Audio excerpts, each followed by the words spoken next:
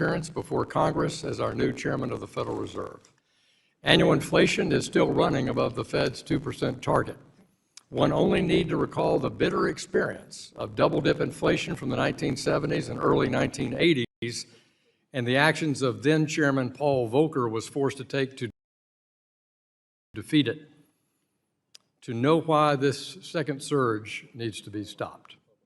There's no more punishing tax on American industry or on the hard-working, innovative citizens of our nation than inflation. In its first statement under your leadership, Mr. Chairman, the FOMC said that it, quote, will deliver price stability, close quote. Congress expects the Fed to remain focused on that mission and keep it until price stability is achieved. Today, we face the consequences of some of the Fed's former choices. In August 2020, the Federal Reserve adopted a flexible average inflation targeting framework in which it decided to allow inflation to run, open quote, moderately above 2% for some time, close quote, after periods in which it had been running persistently below 2%. This framework, combined with the irresponsible fiscal policy and a slow response to inflation that began in March 2021, led to an inflationary surge the likes of which had not been seen since those early 1980s. In 2025, the Fed wisely abandoned its flexible average inflation targeting framework. Going back further today, we will also review the consequences of the Fed's experiments with large-scale purchases of treasuries and agency mortgage-backed securities, better known as quantitative easing, or QE. Though perhaps justified in its first round during the immediate onset of the 2008 global financial crisis, long past that crisis, the Fed repeatedly expanded QE, with the cost of each successive round of QE higher and benefits lower. And while the emergency facilities in QE were resurrected in early 2020 in response to the unknown economic and social ramifications of the COVID-19 pandemic, yet with a clear V-shaped recovery well underway, those facilities and policies were not ended and promptly phased out. The result of these decisions was a Fed that held a quarter of the federal debt in 2022, and though that share has decreased, it still creates incentives for fiscal policymakers to avoid the tough decisions on debt and deficits today and leave the consequences to our kids and grandkids. You have said recently that inflation is a choice. I want to echo this and say that debt and deficits are also a choice. For years, the Congress chooses unrestrained deficits and out-of-control debt and has repeatedly drafted the Fed into being an enabler. Both, in my view, have to stop. Turning to the Fed's regulatory and supervisory policy in the recent past, the Fed has engaged in mission creep, resulting from political capture by certain partisan actors attempting to accomplish policies through the Fed on which they cannot build a consensus and pass through the Congress. From crusades against digital assets to trying to make the Fed a climate regulator, these decisions took the Fed far beyond the boundaries that Congress has authorized in statute. It's not the Fed's role to make decisions for the American people on major questions of political or economic significance. That's Congress's responsibility. The Fed needs to avoid repeating the mistakes of the past and reform itself to guard long-term monetary policy independence and restore the reputation of the Fed in an apolitical as an agent carrying out the Congress's statutory directives. I look forward to your testimony today, Mr. Chairman, and I yield back. I now want to recognize our distinguished ranking member of the committee, Mrs. Waters, for 4 minutes for an opening statement. Thank you, Chairman Hill. Chairman Warsh, you are taking the helm of the Federal Reserve at an important moment. Congress designed the Fed to stand apart from politics so that it can support stable prices, maximum employment, financial stability, and the long-term interest of the American people, and not the personal interests of a president. Today, working families are being crushed by the rising cost of living. They pay more at the grocery store, more at the gas pump, and more for housing than they did a year ago. Just today, the Bipartisan Joint Economic Committee reported that Americans have paid a total of $56.4 billion more in gas since Trump began his endless war with Iran.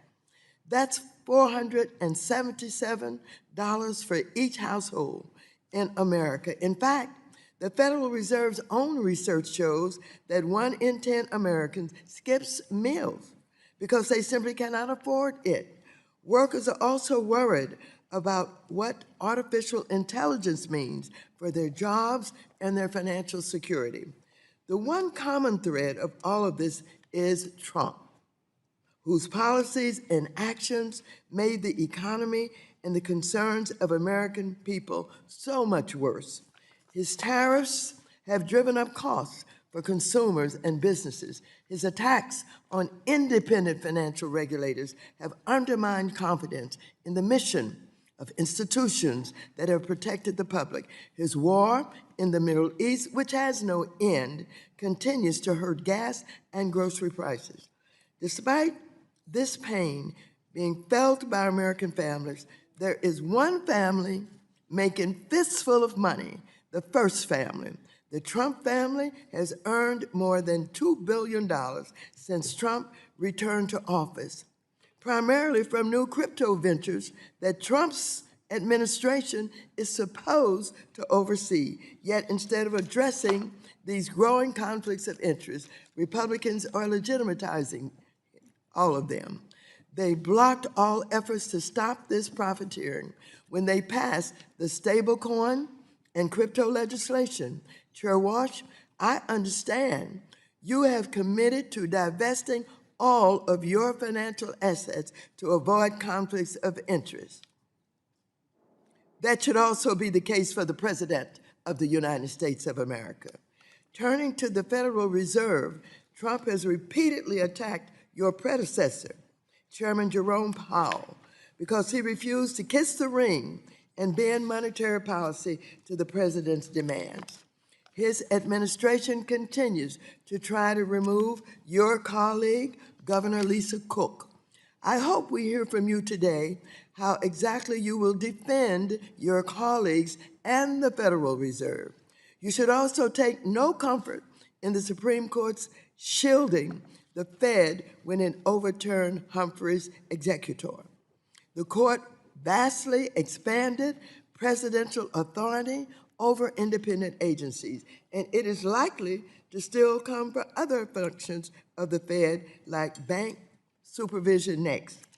Committee Democrats will continue fighting to protect the independence of the Fed and other agencies, strengthen consumer protections, and build on an economy that prioritizes working families, not the president, the wealthy or the well-connected. So I look forward to your testimony today. I yield back the balance of my time. The gentlewoman yields back. I now recognize the chair of the Task Force on Monetary Policy, Treasury Market Resilience, and Economic Prosperity, Mr. Lucas of Oklahoma, for a 1-minute opening statement. Thank you, Mr. Chairman, and welcome, Chairman Warsh, to your first hearing as chairman, and congratulations on your confirmation. We look forward to your testimony today on the Monetary Policy Report. In your first meeting, you announced a number of welcome reforms, including establishing 5 task forces that many members are eager to get your thoughts on. For example, former Chair Powell had committed to review some of the Fed's communication tools, and although we expected that to be completed last August, alongside the review of the consensus statement, it is yet to happen. A review of the Fed's communication tools is long overdue, and we look forward to your focus on completing that project through the task force. We also spent time this Congress examining the composition and the size of the Fed's balance sheet, an effort that you are now undertaking at the Fed. It is vital that the Fed get this right.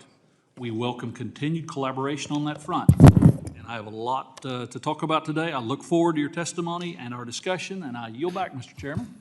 Thank you, Mr. Lucas. I recognize the ranking member of the Task Force on Monetary Policy, Treasury Market Resilience, and Economic Prosperity, Mr. Vargas of California, for a 1-minute opening statement.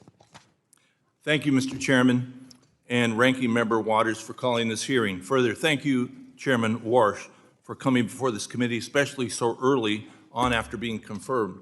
Public service is a noble undertaking, as you know, so thank you once again for taking it on. We appreciate it. I enjoyed our conversation last week, and as ranking member of the Task Force on Monetary Policy, Treasury Market Resilience, and Economic Prosperity, I will remain vigilant of the actions you take as chairman. The independence of the Federal Reserve is my top concern. no influence from the president or others to raise or lower interest rates whenever they want to. That independence is one of the essential pieces that maintained the strength and reliability of the U.S. monetary policy. I encourage you and the entire Federal Reserve to keep that independence for the betterment of all of us, not just a few. With that, Mr. Chairman, I yield back. Gentleman yields back. Today, we welcome the testimony of the Honorable Kevin Warsh, Chairman of the Federal Reserve Board of Governors. Chairman Warsh, we thank you for taking time to be with us today. You'll be recognized for 5 minutes to give an oral presentation of your written testimony. Without objection, your testimony will be made part of the record. I now recognize you for 5 minutes. Thank you very much, Chairman Hill, Ranking Member Waters, other members of the committee, good morning. It's a real privilege to join you. At my very first appearance here before this panel, I'm particularly honored to represent my superb colleagues from the Federal Reserve System. In submitting the monetary policy report, as is our obligation and our duty, I think of a long line of central bank chiefs that have appeared in this very room before Congress in keeping with the Federal Reserve Act.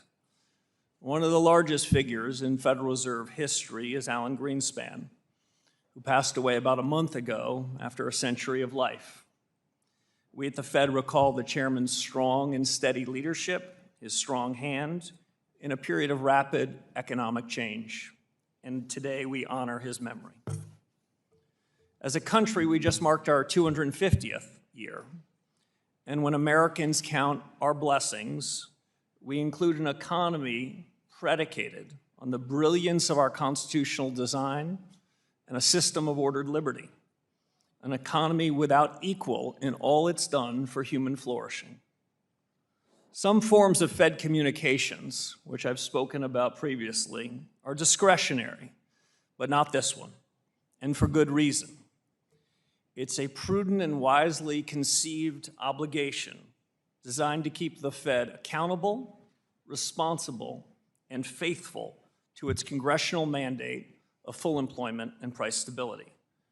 These obligations are of a piece with the Fed's rightful independence in the conduct of monetary policy. Stepping back, I would say today as we sit here, Mr. Chairman, we're at a hinge point in history. It's up to all of us to meet this moment.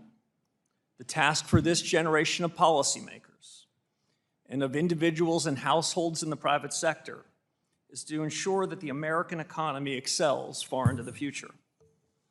Now, at the Fed, our number one objective is getting monetary policy right.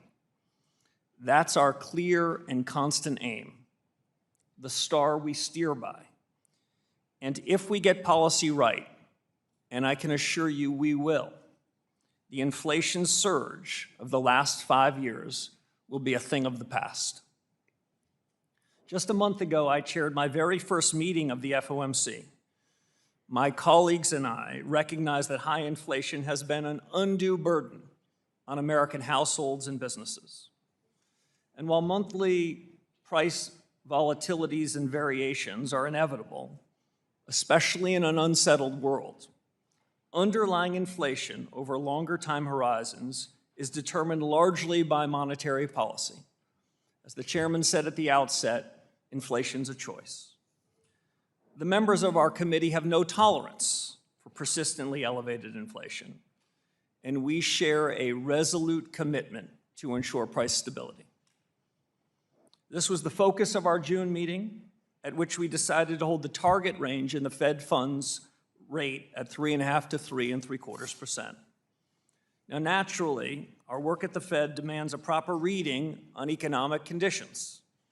As you see in our report, economic activity grew at a solid pace, showing remarkable resilience in the face of recent developments. Household consumption, moderate.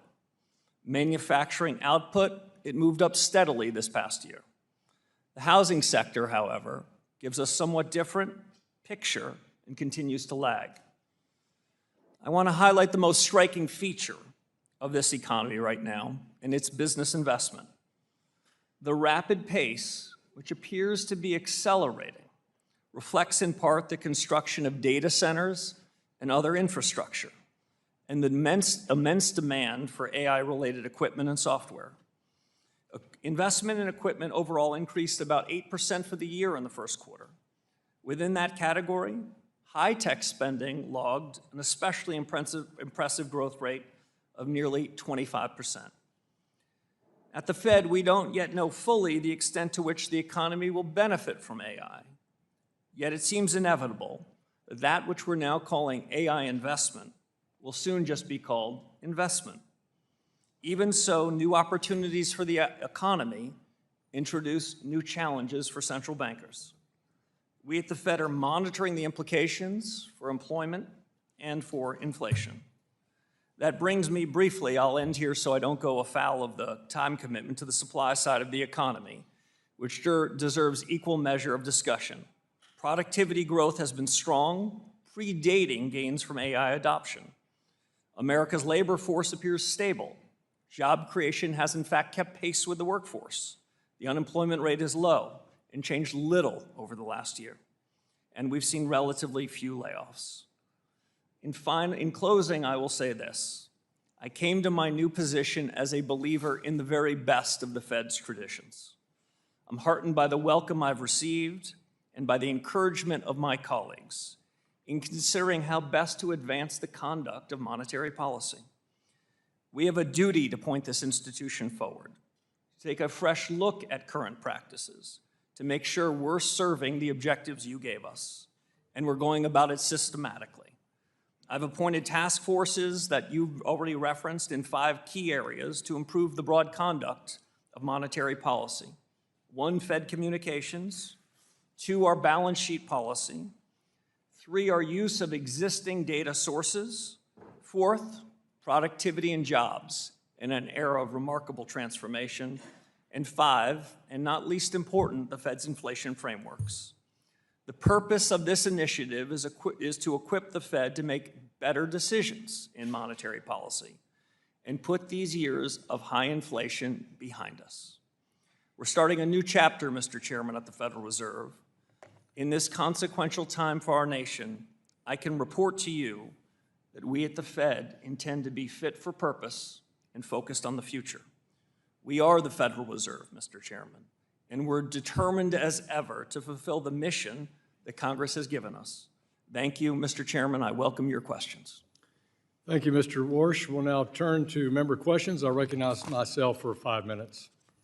As outlined in your statement, inflation is the result of many factors. Of these, the Fed has control only over one, monetary policy, as expressed through its interest rate and balance sheet policy.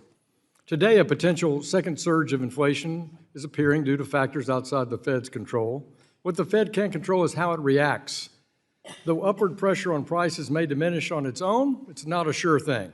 The Fed may be able to look through these inflationary pressures, but the Fed has believed that before and has been wrong. High inflation affects Americans in the here and now, not in some hypothetical future composed of long-term projections or of inflation expectations. Mr. Chairman, I was very encouraged to hear it both in your testimony and your opening FOMC statement about restoring price stability as a top priority for you. When we think about that in the near term, though, how do you and your colleagues on the Open Market Committee plan to accomplish that given the policy tools at your disposal? Well, thank you, Mr. Chairman. We want economic growth to be more broad-based, and we want the change in prices, the increase in inflation, to be more limited. There are a lot of things that are happening that are outside of our control, as you mentioned, conflicts overseas and the rest. We can't have and shouldn't have a direct control on that. But inflation's a choice. We monetary policy makers need to choose lower prices, and that's the commitment my colleagues have made. In direct answer to your question, I would say we're doing 3 things. 1, commitment, which you heard at our first FOMC meeting, and I hope you heard today, is we're committed to the Fed to deliver price stability. We're committed to the 2% inflation goal.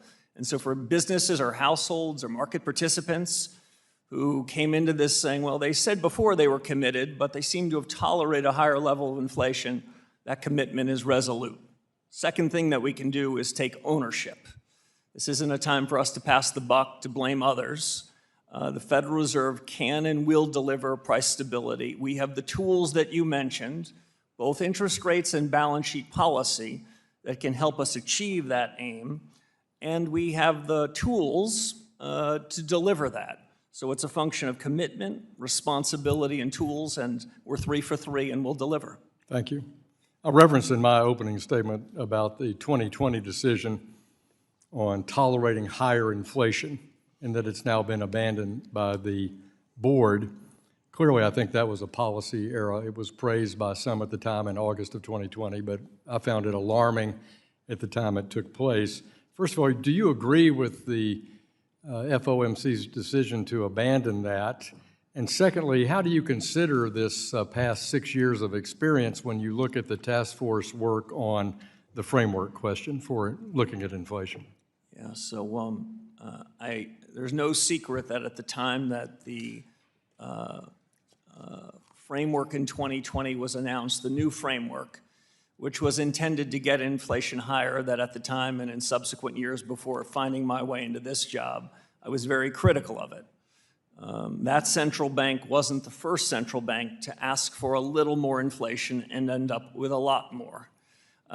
It was a mistake. The framework did not succeed in its objectives, and I am pleased that before my arrival, that my predecessors took that and cast it aside. All central bankers are going to make some share of mistakes, but when they make a mistake, they've got to call it out. Had that mistake been called out sooner, I don't believe we would have been burdened with this undue tax over the last 5 years. It's nearly the same degree. That's why we are reform-oriented. That's why my colleagues and I are so driven by these task forces to think about them anew. And in final response, I'd just say one of the task forces you mentioned is to revisit the inflation frameworks that the Federal Reserve uses so that we can better understand what will cause inflation to rise and fall and what we can do about it. Well, thank you. And you also referenced courage in your opening statement, and you've just outlined the toughness of the set of policy choices that you and your fellow governors have. So difficult that your longtime predecessor, Arthur Burns, described that mission as the anguish of central banking to try to cope with the different structures. So in the last seconds I have left, will your task force work review the issue of what you have control over versus what is in the control of the Congress and regulatory and executive branch authority? Yeah, I'll be brief in my response given the time. There's no anguish in central banking here, Mr. Chairman. We have the commitment, the power, and the responsibility to deliver on the mandate that this committee gave us, and we will. We've got full ability to do it, so you will not hear me blaming anyone else. Thank you, Mr. Chairman. My time has expired, and I recognize the ranking member, Mrs. Waters, for questions for 5 minutes. Thank you, Mr. Chairman. Chair Walsh, Section 10 of the Federal Reserve Act states, and I quote, "No member of the Board of Governors of the Federal Reserve System shall be an officer or director of any bank, banking institution, trust company, or Federal Reserve Bank, or hold stock in any bank, banking institution, or trust company," quote unquote. This prohibition ensures there's no conflict of interest arising from your role in making decisions as a regulator that could lead to your personal profit. Yes or no? Do you think that's a sensible prohibition?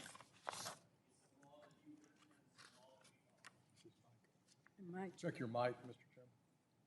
Chairman. Excuse me, Ranking Member. It's the law you've written, and it's the law we will follow. Let me keep going. Vice Chair Baumann and FDIC Chair Hill testified last year that this prohibition is good public policy as it ensures that bank regulators serve the public's best interest and not their own. Now, unfortunately, President Trump undermined the independence of financial regulators, mandating the White House must now review and approve regulatory rules put forward by banking regulators, including the Fed, except when it comes to monetary policy. And instead of focusing on the job Americans elected him to do, the president grossly profiting off of his position to the extent The president and other executive branch officials now have a say in regulations in the Fed issues. Chair Warsh, should those officials be prohibited from owning any businesses where they have a role in regulating them, whether it is crypto company or bank or anything else? Yes or no? So, Ranking Member Waters, I don't mean to disappoint you, but we're going to stay in our lane at the Federal Reserve. The more we stay in our lane, the more we stay out of politics. The rules and obligations for others outside the Federal Reserve are not something at which I feel it's appropriate for me to opine. I have here President Trump's most recent financial disclosure, which shows that Trump made billions of dollars in the first year of his presidency, the bulk of which came from his family's crypto businesses, all while he is responsible for overseeing the agencies regulating crypto. This is an egregious conflict of interest, and Congress must put an end to it. Now, I want to just show you, in case you haven't had time to look yet, that this is the president's disclosure of his financial interests. This is, how many pages? 900. This is 900 pages of financial interest. When you have time, I want you to go through them so that you'll know and understand exactly what I'm talking about. So let me ask you, do you believe we must put an end to it? Ranking Member, you've given us a big job. We've begun in 6 short weeks to tackle the big job, and I'm focused on that. Well, let me just go further with the prediction markets. I'm deeply concerned by the potential for regulators to profit from the use of material non-public information on prediction markets. There's a pattern of insiders appearing to profit ahead of market-moving Trump administration decisions, like when officials with close ties to the administration make trades prior to major tariff announcements. Chair Warsh, what oversight does the Fed conduct over its employees with regard to insider trading? And given the rise of prediction markets, is the Fed increasing its oversight for its employees profiting from the use of material nonprofit information? Ranking Member, at the end of my very first week on the job, I sent a letter to the 23,000 employees of the Fed, reminding them the best of the Fed's traditions, which is our culture. And included in that culture is integrity. Included in that culture is ensuring that we abide by the law and the very highest standards. That's a commitment that we've made to each other and will make to you. Well, thank you. Chair Warsh, in 2019, I posed a simple question to former Chair Powell. I asked, if you get a call from the president and he said, I'm firing you, pack up and it's time to go, what would you do? Chair Powell said, of course, I would not do that. The answer would be no. Gentlewoman's time has expired. I asked further, he does not want me to go any further. Do you think the president doesn't have the He can authority? answer that answer, he can give you an answer in writing, and I'm sure he will do I that want the in a public to timely hear. way. Thank you so much. The chair recognizes the chair of our Task Force Monetary Policy, Mr. Lucas of Oklahoma. You're recognized for 5 minutes. Thank you, Mr. Chairman. And Mr. Chairman, I want to start off discussing these task forces you've created.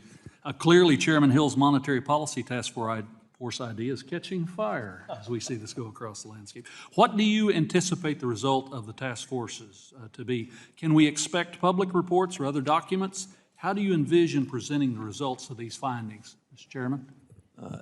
Thank you very much. Right now, they're in discovery mode. I've given the 5 task forces a tall task to go back to first principles, see what we're doing, see what can be improved upon. They were starting with a blank sheet of paper, and you had a highly credible central bank running the most important monetary policy in the world. What would we do? Are there existing practices we could improve upon? Are there hard questions we could answer?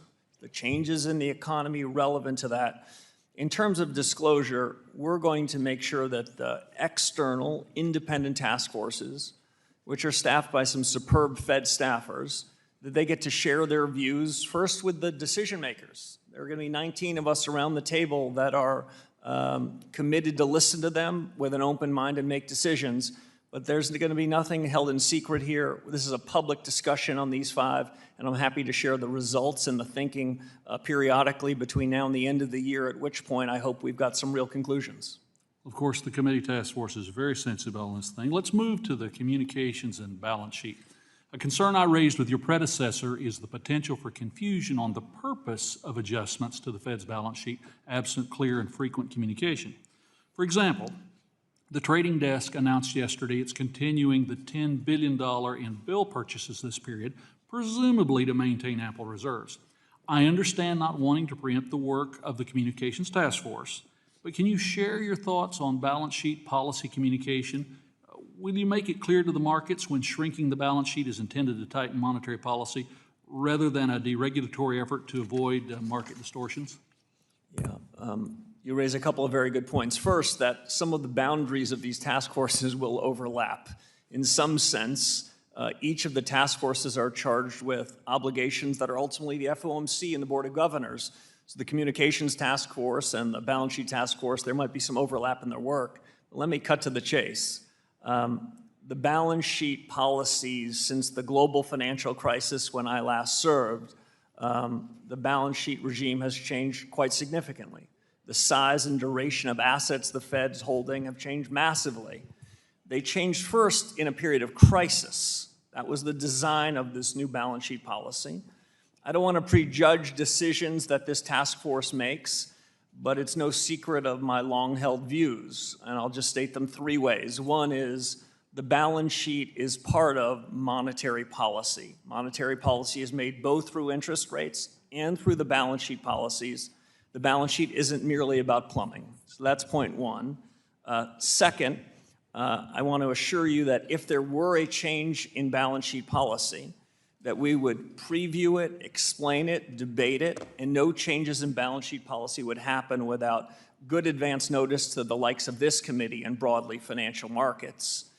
And 3, as we think about balance sheet policy, we at the Federal Reserve have to do, I think, a strong and compelling job to stay clear of fiscal policy.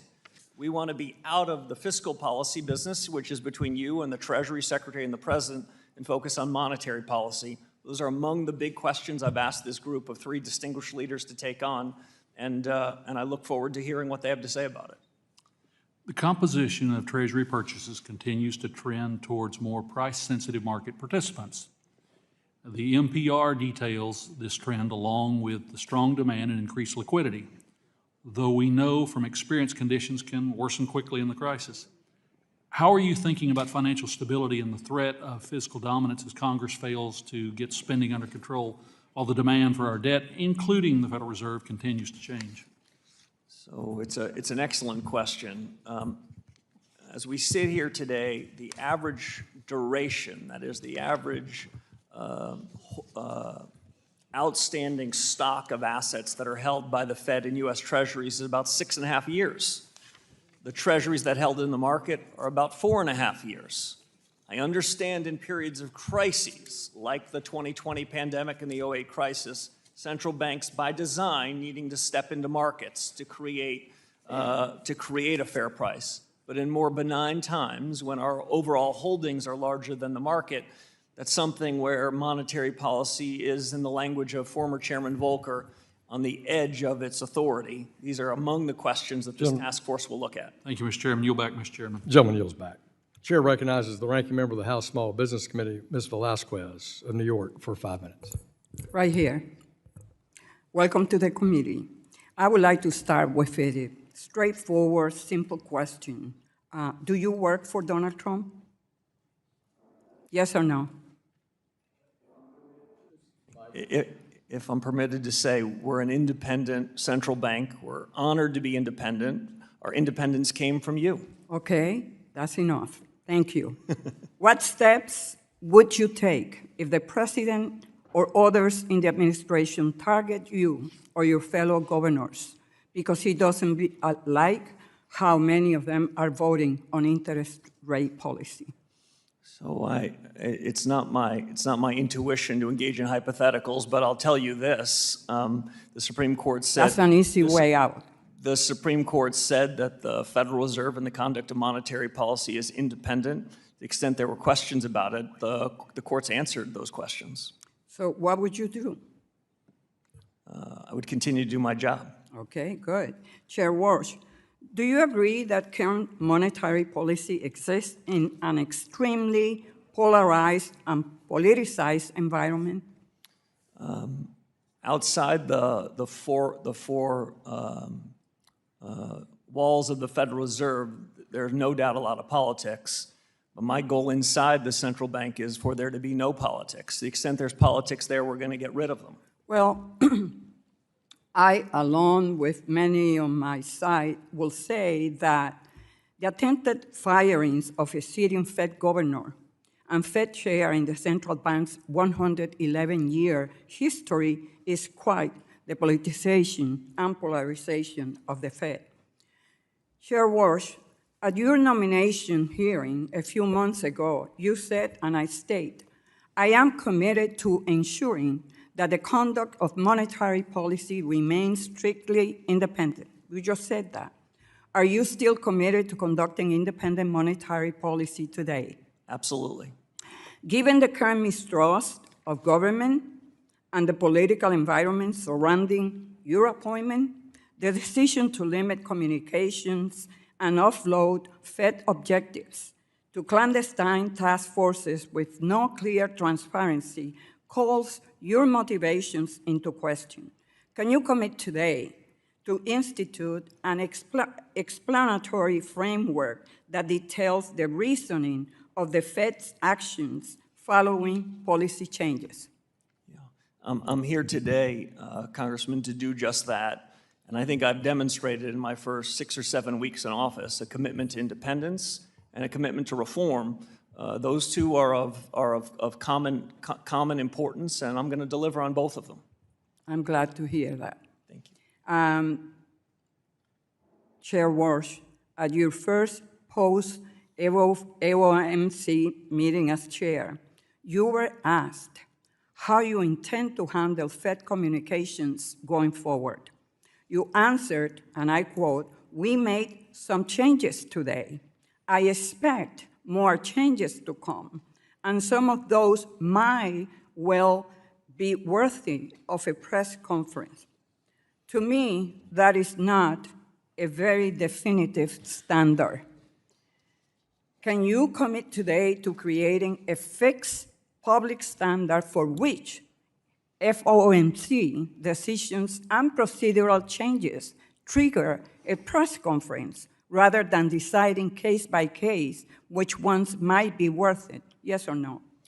So if I can be a slightly longer than yes or no, the last 63 months, maybe 64 months of high inflation above the Fed's objective suggests that it is immediately important to think about reforms, including in communications, and that's what we're going to do. I don't expect any of the changing communications to be about hiding the ball. The purpose of a change in communications is to do one thing right, which is to get monetary policy I right. hear you, but are you instituting any standards that will qualify for a press conference as a worth news for the public and hear us in Congress? So in a word, yes, and we have a task force that's going to help us think about how to do that and do a better job of getting policy right and making sure that you know what we're doing and why. Can you give me a single objective or criteria right now on how you will determine whether or not a change at the Fed is significant enough for you to hold a press conference on it? Mr. Chairman, I'd invite you to answer that question in writing, please, for the gentlewoman from New York. Chair recognizes the gentleman from Texas. Mr. Sessions, you're recognized for 5 minutes. Mr. Chairman, thank you very much. Chairman, welcome. We're delighted that you're here. This is your first time here, but you'll get used to coming back. You'll be here twice a year, so your report to Congress is important, and we do count on the factual nature of that. I'd like to refer, if I can, to 3 questions and allow you to speak instead of myself most of the time. Number 1, housing interest rates, that would be on page 21 and 37.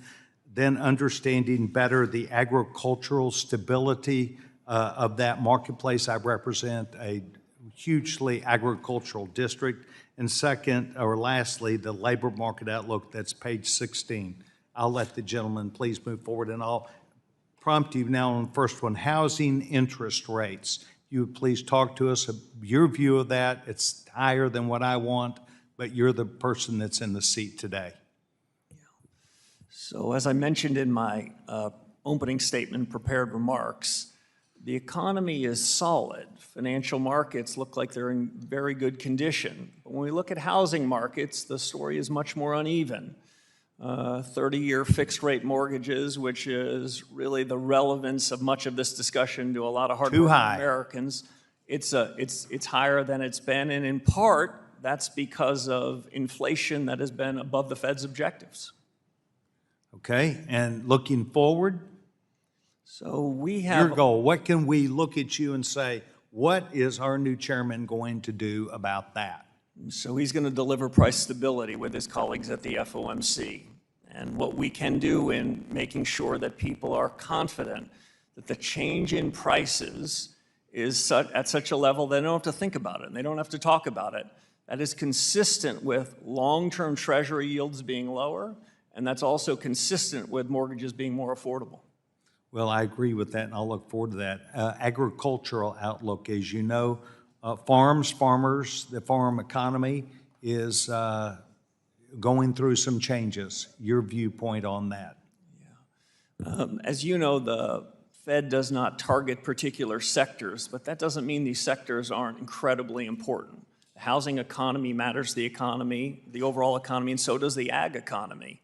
It's the breadth and diversity of the U.S. economy that gives it its strength.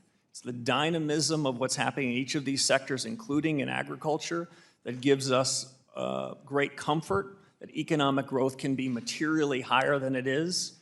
We are not afraid of productivity-led growth, and that's not unique to AI. That's across all sectors of the economy.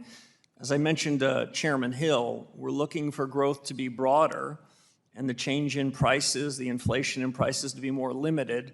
Agriculture is not immune to either of those developments. Well, the Agriculture Secretary has been added to some of your important committees to make sure there's discussion. I hope that you will listen to her. It is important for you to understand that when people talk about the stock market or investment, farmers and ranchers look out in their backyard at the cost of their equipment, at the cost of their land, at the cost of things. They don't have a stock market. They have their own investment. And I think that the Secretary can be there to completely continue to remind you of that. Labor market outlook really looks good. Page 16, sir, your take. Yeah, so the labor market has been remarkably resilient. The increase in nominal wages has been solid. You might have heard in my comments at the beginning of this a bit more focus on the price stability part of the mandate. I want you to know, though, that there is no disfavored part of the legislative remit that you gave us. The dual mandate is your word to us that we're going to focus on price stability and on full employment. I intend to do just that, and if I could add one other thing, in my view, the two parts of the mandate are not in conflict. This is not an either-or proposition. The more we can do to deliver low and stable prices, the more we can get it such that people aren't worried about inflation, the more employers are going to want to hire more workers. So you gave us a remit. We take both parts of it seriously. As we look out the window now, the labor markets look to be in pretty good balance. We've got some work to do on the inflation front. Well, we, in the One Big Beautiful Bill, encourage people to go back to work. And that is why we do not tax overtime pay and why we do not tax what would be tips. We need to get people back in the marketplace. We hope you helped us out. Mr. Chairman, welcome to us. Mr. Chairman, thank you for your time. Gentleman from Texas yields back. Chair recognizes the ranking member of our Capital Markets Subcommittee, Mr. Sherman of California, for 5 minutes. Mr. Chairman, first I want to commend you for looking to improve the data on which you base your monetary policy decisions. Up until now, we've relied on survey data as a substantial part of that, and increasingly Americans just don't voluntarily answer survey questions.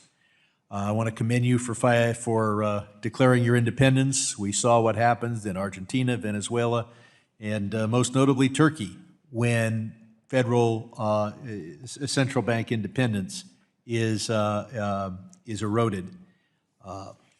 I would say ironically that had your predecessor caved to Trump and lowered interest rates below what economics would call for, we would have much higher inflation today, and that would have been bad for Americans. It would have been absolutely terrible for the Republican Party.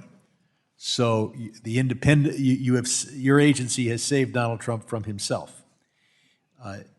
And finally, I would say don't rely on this distinction between the Cook and the Slaughter cases. The idea that every congressionally created independent agency isn't independent except yours, you don't want to be relying on that.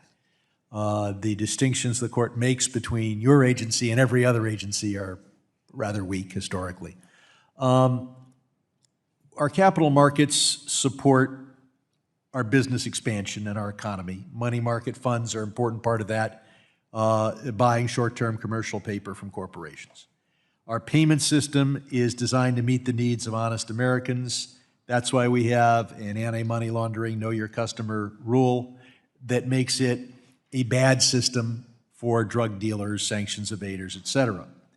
There's a rival to these institutions, and that is a cryptocurrency, which literally means hidden money, and is designed to, and then we have in particularly stable coins, which are just like a money market fund, except you earn zero interest, and everything is hidden.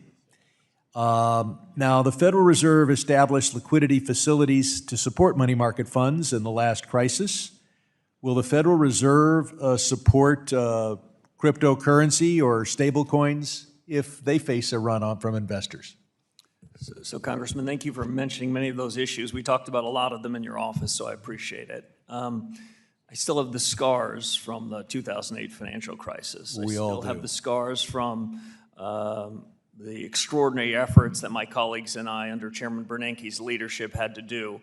That is not something we want to repeat. Can you assure us that we need are that to you try to will mitigate not that. be bailing out stablecoin and cryptocurrency? So I don't want to, I can be more broadly than that. We do not want to be in the bailout business, full stop. But your predecessor did provide a liquidity function for money market funds. If, God forbid, we faced a similar circumstance in the crypto world, would you bail them out? So I want to be very clear. We're going to do everything we can to mitigate those sorts of extraordinary risks. If and when they were to come in the next 4 years, we want to be in a position we're not bailing out anybody, including crypto. You're not really answering the question. Obviously, everybody prefers our economy works well.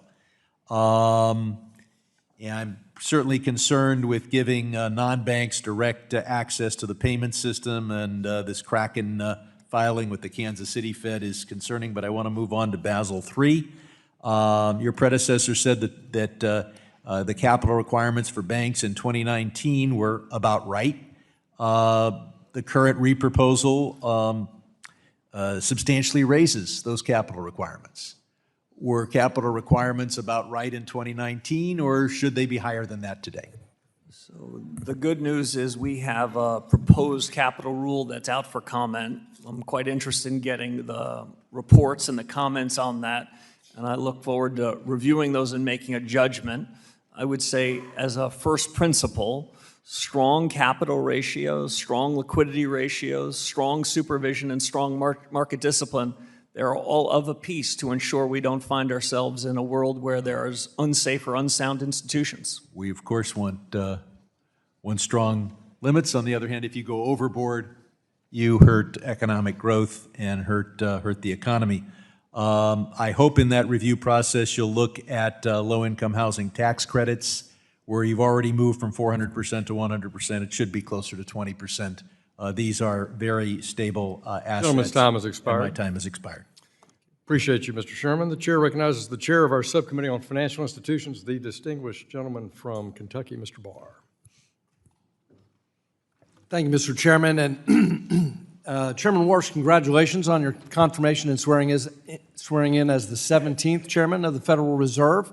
I am grateful for your commitment to reforming the Fed, and that appreciation is surpassed only by our shared love for Kentucky thoroughbreds and your love of the great sport of horse racing. Let me just ask you, first of all, since you're swearing in over 7 weeks ago, things seem quite a bit different over at the Fed. A few examples: elimination of forward guidance, abstaining from the dot plot, creation of these 5 specialized task forces, and maybe most impressively, taking accountability. Instead of blaming inflation on the pandemic or supply chain interruptions or tariffs or the Strait of Hormuz, you are saying that inflation is always and every time the result of the Fed printing too much money. Tell me, Mr. Warsh, you appear to be quite different from your predecessors. How are you different? So I've known 5 of my predecessors. I've learned particular lessons from each of them. I can only be my own man. I served before at the Fed for about 5.5 years under Chairman Bernanke, and I learned a lot of things then. But you're right. In 6 weeks, we have caused, I think, a sea change in new thinking, the beginning of a set of reforms that are going to be put in place across at least 5 dimensions in monetary policy. And it's a broader discussion about reforms that will be forthcoming in everything we do, including supervision and regulation, where there's already been a good start, in payments and the rest. We made a lot of progress in 6 weeks, but I think it's important to use this opportunity wisely. The 63 months of inflation above target has been an unfair burden and has been a tax on the American people and businesses. We plan on getting rid of that tax. If that means we need a regime change in policy and we need new consideration of practices, some of which have been working, some of which haven't, that's what we aim to do, and we're just getting started. Well, I appreciate your commitment to being different. Let's talk about overhauling Fed communications. This from a Wall Street Journal editorial on June 15th. They write, "Few innovations since 2008 have been as counterproductive as the adoption of forward guidance as a policy tool.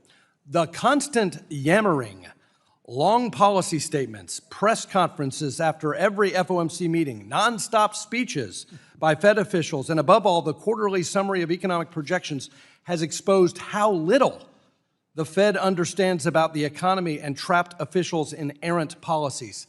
Chairman Warsh, why is it important to do away with the dot plot and end, once and for all, forward guidance? Well, Congressman, I've made no secret probably over the last 15 years of my views on communications. I think when central bankers speak like I am before you, it's either one under obligation or in this case under obligation and purpose, which is to share a set of new reforms so that American households and businesses might say to themselves, this is a regime change in policy. We're only beginning it. I'm keenly interested in the views of these 5 task forces, and ultimately these are decisions that are going to be made jointly.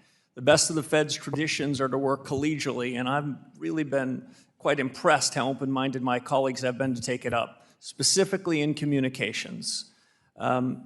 If we were to share with you our every passing thought, I worry not that there's anything wrong with us, but we're human. And if we were to give you my projection today about what we'll do when we meet in 2 weeks, what we'll do over the course of the year, that we'd then find ourselves sort of taking information that's consistent with our priors and rejecting information that's inconsistent. It's not the way we want to do things. We want to get policy right, and I think being somewhat more circumspect in our communications, at least for me, is a better way of calling balls and strikes. Finally, thanks for your commitment on dealing with this mission creep. In recent years, the Fed has concerned itself with matters outside of its dual mandate, including diversity, equity, inclusion, climate change, and the like. That's why the Fed's joining the network of the greening of the financial system distracted the Fed from the very important job of price stability. How will you keep the Fed from rejoining the network for the greening of the financial system or veering into these peripheral and distracting matters that go beyond the statutory remit of the Fed? by being very clear of our obligations. You told us that our job is full employment and price stability. You gave us plenty of other hard work to do. We'll have a series of reforms outside of monetary policy. Our plate is full. We will gentleman's not be time has wandering into expired. other areas, I can assure you, Congressman. Thank you. I yield back. The gentleman from New York, the ranking member of the House Foreign Affairs Committee, Mr. Meeks, you're recognized for 5 minutes. Thank you, Mr. Chairman. And congratulations, Mr. Chairman. Let me just jump into this, because in your testimony, you talked about the Federal Reserve's, and I quote, rightful independence in the conduct of monetary policy, which is good. Now, as the Chairman Hill has indicated, I also do some foreign affairs work. And I'm very concerned about what's taking place in the Strait of Hormuz and rising cost of gas, because we know that when those prices go up at the pump, it gives higher transportation and energy cost, and they work their way through the economy, generally making groceries higher and household goods, et cetera. So it depends upon handling it. So if the administration's handling of the conflict with Iran contributes to another inflationary shock, will you make the decision you believe is in the best interest of the American people and the American economy in that rightful independent stance? Congressman, that is always our commitment, to make the best decision we can, consistent with the remit and our understanding of the world. And as I said to the chairman at the outset, we'll deliver price stability. So, and that's, still based upon what we've seen from the president thus far. Now, I just want to be clear, make sure that, because I got to be clear on this, that if the president publicly pressures you to pursue a different course than the one you believe is in the economic, that you believe the economic data supports, will you follow the president's wishes or follow the data? My commitment to you is to follow the law and follow the data, follow our very best judgment. And that's even if he publicly criticizes you for doing it. If you decide this is the way to go, this is what the data shows, and he publicly criticizes you and tells you how disappointed he's in you and all of that, will you still do what the data tells you to do? I will, Congressman. You ready for that? I'm ready to follow the law, and I'm ready for the Fed to deliver on the expansive remit that you gave us. I'll make only one other note. We have a wide lens. We're interested in what's happening in the war. We're interested in what's happening in military conflicts around. We have to take that all in, but then we have to shut the door and make our very best decision. That's what we're going to do in a couple of weeks, and that's what we'll do in the remainder of my tenure. Thank you. So now I want you to know that I support innovation, but I also believe that the Federal Reserve has a responsibility to protect the integrity of our payment system from political pressure and short-term enthusiasm. And I believe that the administration has made expanding access to fintech and digital asset firms a clear priority of his, but the Federal Reserve has long evaluated access to its payment infrastructure based on safety and soundness, operational resilience, and effective risk management, and the stability of the financial system, not politics, not political priorities. So can you, and what I should say this also, because what I'm concerned about is that there are firms that's connected to our nation's payment infrastructure that must have robust cybersecurity, fraud prevention, compliance, and operational controls, because failures can undermine public confidence in the financial system and leave consumers exposed to significant harm. So my question is, can you commit that decisions about access to the Federal Reserve's payment rails will remain grounded solely in the Fed's independent assessment of systemic risk, safety, and soundness, and not political direction? We're going to keep politics out of the Fed. We're going to stay focused on the responsibilities you've given us. And I think you highlight something very important. This new technology revolution, which is hitting the Federal Reserve and the economy, provides huge opportunities. The United States can lead in payments. Our economy can be the strongest in the world and improve its growth rate, but it's not without risks, and we at the Fed are going to strike the right balance between the challenges and the opportunities in payments and more broadly. Let me just ask this, I got 28 seconds, but What objective standards must any firm satisfy before you conclude that the benefits of innovation outweigh the risks to consumers and the broader financial system? I like the way you think. A benefit cost test is a good test for economists like us, and if the benefits exceed the cost, then that's the kind of policy, procedure, and objective we want to pursue. Thank you. Thank you, Congressman. Gentleman yields back. The chair recognizes the chair of our Capital Markets Subcommittee, Ann Wagner of Missouri. You're recognized for 5 minutes. Hi, thank you, Mr. Chairman, and welcome, Chairman Warsh, and congratulations to you. My work on the Capital Markets Subcommittee as chairman has been focused on giving the American people and our small businesses more options and access to our markets, giving the everyday investor and the local employer better opportunities to grow their financial future and kind of on their own terms, I'd say. Under the previous administration, we saw a heavy-handed regulatory approach that aimed to strip risk out of our markets entirely. And time after time, the Biden-Harris administration pushed policies that limited financial freedom and stifled growth. Our capital markets are, as we all know, the envy of the world, and that is because we allow Americans to weigh risk and reward for themselves and make the financial decisions that are best for them and their families. Chairman Warsh, at a high level, how do you view the Fed's role relative to the financial system, both as a central bank and as a bank regulator? And I guess what I mean is, should the Fed try to engineer all risk out of our economic system, or should it act as a prudent observer that only intervenes when truly necessary? Congressman, it's a leading question, which I can answer with we need to strike the right balance. We are not trying to take risks out of markets in normal times. The economic growth that I mentioned to your colleague just a moment ago comes about because of a certain dynamism in our financial markets, which comes from a dynamism in the real economy. That isn't created by the Federal Reserve, but we can be a foundation with clear, steady policies, delivering on the remit that you gave us, so that the American spirit and American economic growth can continue to be the envy of the world. Something on the top of mind for myself and certainly for my constituents in Missouri's 2nd Congressional District is the state of the economy, including the cost of living, job growth, and interest rates. Though it is often characterized as being tasked with a dual mandate, the Fed, in fact, has multiple statutory mandates, including stable prices, maximum employment, moderate long-term interest rates, and financial stability. When the Fed leans into one of these goals, sir, it can create ripple effects on the others, forcing a balancing act between competing priorities.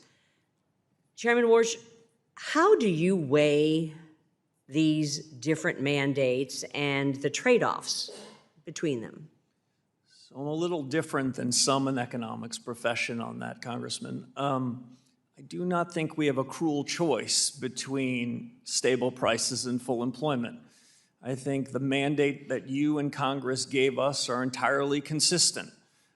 If we can ensure stable prices, the American economy can thrive, businesses can hire more employees, and the dynamic economic engine we talked about can continue to be the envy of the world.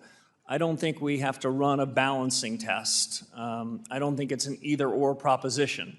We're in the business of doing what we can to ensure financial stability over a business cycle and financial cycle, and we're always in the business of ensuring stable prices and full employment. At different times, our focus, our lens has to turn to one of those priorities, but I think they're entirely consistent with each other. Which leads to my next point here. There are some who believe, Chairman Warsh, that the Fed should be used as an everything regulator, where instead of acting as an observer of markets, the Fed attempts to actively manage them beyond its statutory responsibility. Chairman Warsh, how does this mission creep affect the Fed's reputation? And should the Fed take actions beyond those specifically authorized in federal law? We should follow the law. There is a tendency when circumstances get tough for any regulatory agency, any agency to go to the edge of their authorities, but that's when politics enter the door. My objective, the objective of my colleagues is to keep politics out, and the way we do that is we steer clear of things that we aren't authorized to do. Thank Gentlewoman's you. time has expired. My time's expired, and I think that's the answer we're looking for. I yield back. The chairman recognizes the ranking member of our subcommittee on digital assets, Mr. Lynch of Massachusetts, for 5 minutes. Thank you, Mr. Chairman. Welcome, Chairman Warsh. Good to see you. My congratulations. I was pleased to see that in your opening remarks you spoke to the issue of artificial intelligence. And as the ranking member on AI and crypto, I was just curious to try to tease some more of your thoughts out on that. You know, not only in the financial services context, but AI in general. I mean, in the past, the Federal Reserve has been able to identify risks of impact to the financial system, but also in a wider context as well. And I wonder if you'd share some of your concerns about that. And I guess I'd like to know, under your leadership, what will be the Fed's approach on AI and how you protect the system from some of the risks that may be attendant to the adoption of AI. Yeah, thank you, Congressman. We talked about this a bit in your office, and I appreciate the time. This is perhaps the most significant change in our economy in my adult lifetime. I take the new investments in intelligence, in some sense, to be one where we have to recognize it's a huge opportunity, but it also comes with risks and challenges. It is not the job of the central bank to provide or be certain of what the consequences are over the next 12 or 24 months. But we recognize that the United States is likely to be a big winner. The United States is at the forefront of these technologies. Both the human capital and the capital provided from investors are happening here. So the efficient frontier of these technologies are happening in the United States. This is a benefit broadly to our economy. But I don't want to sound overly complacent about it. These technologies also offer threats when they find their way into adversaries' hands. The infrastructure at the Federal Reserve, the infrastructure at our banks, large and small, they must feel new pressure as people are looking to use these technologies to do harm. So these technologies can be used for good and for harm. Over the long term, I think the U.S. is the winner. Over the long term, I think there is a material improvement in productivity, which should have a material improvement ultimately in wages and the strength of the economy. But the long term it can be quite far out, and we've got to monitor things month by month, quarter by quarter as we get there. Yeah, the thing that troubles me is every time we talk about AI, I hear about this race, and it's us against China, or it's us against South Korea, or countries in the EU. The problem with that thinking is that in this race, and we're seeing the velocity of change is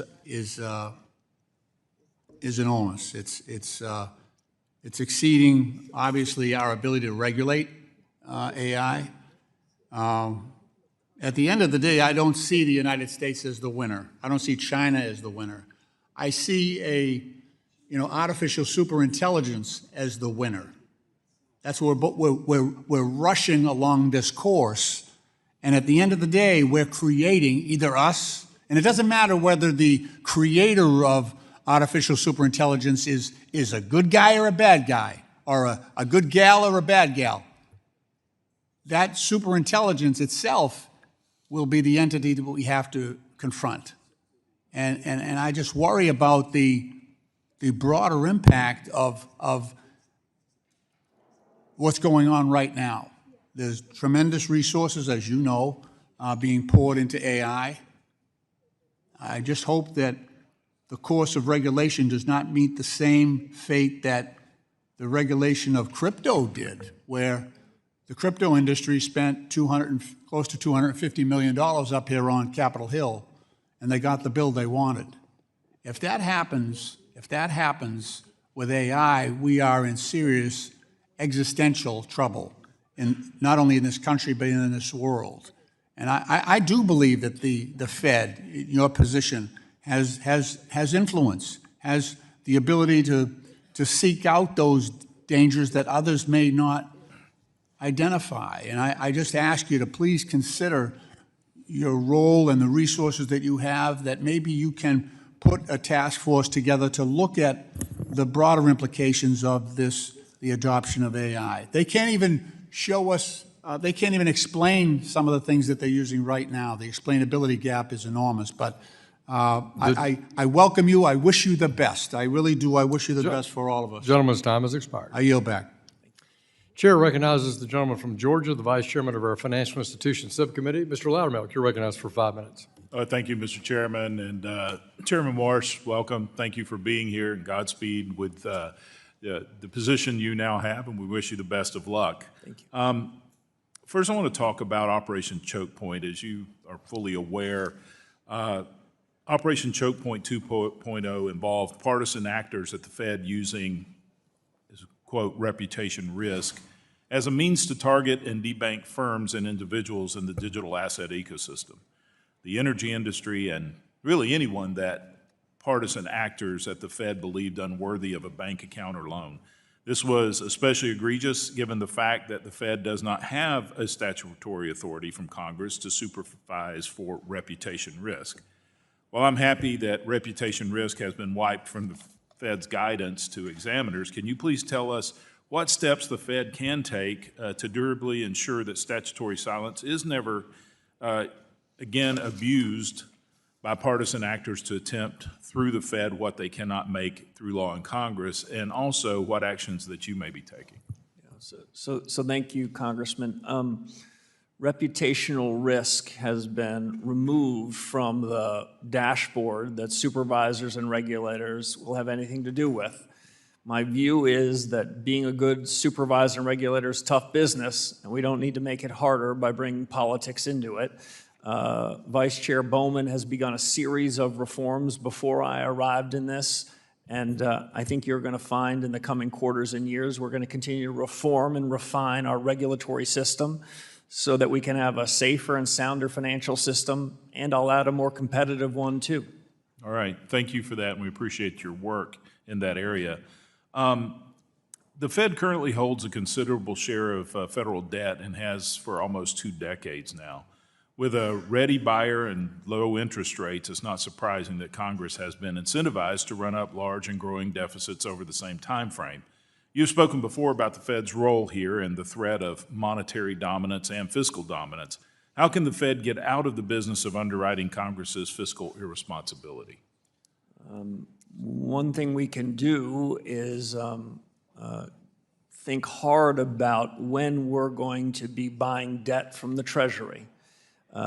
This might not sound like perfect virtue, but when we have a crisis like in 2008 and 2020, my view is you created the central bank to take extraordinary actions. In more normal times, in a more normal business and financial cycle, fiscal policy needs to be a decision that you make with the administration. Fed should have nothing to do with it. I've set up a task force to focus on the balance sheet, to ask the question, first, what's the effect of the balance sheet on the conduct of monetary policy and ultimately inflation? Second, what are the pros and cons of different regimes? I'm not of the mistaken view we can go back to where we were when I arrived at the Fed in 2006, but I think there are several other sustainable equilibrium we can achieve. And the third question is equally important. It took us nearly 18 years to find our way into this balance sheet. We're holding a lot of long-term Treasury debt, long-term mortgage-backed securities. We won't be able to make changes overnight. Any changes that we make would be well deliberated, would be public, would be understood, and there'd be quite a bit of time before any of that was operationalized. I look forward to the recommendations of the task force, and I look forward to hearing from my colleagues around the FOMC as we contemplate alternatives. Well, thank you for that. And what are your greatest concerns with regard to the threat of monetary dominance? Yeah, so you have a different job than we do. The independence that many of your colleagues have spoke about this morning is a political and economic decision to give us the pen on interest rates, to let us be the deciders of monetary policy. I've always taken that as part of a bargain.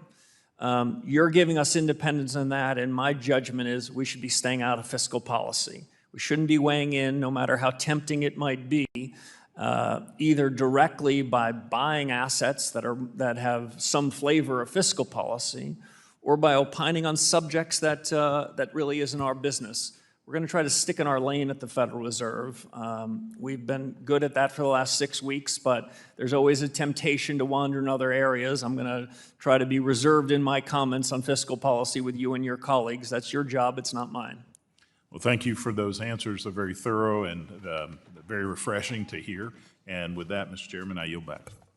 Gentleman yields back. Chair recognizes the gentleman from Houston, Texas, Mr. Green, who is a ranking member of our subcommittee on oversight and investigations. Mr. Green.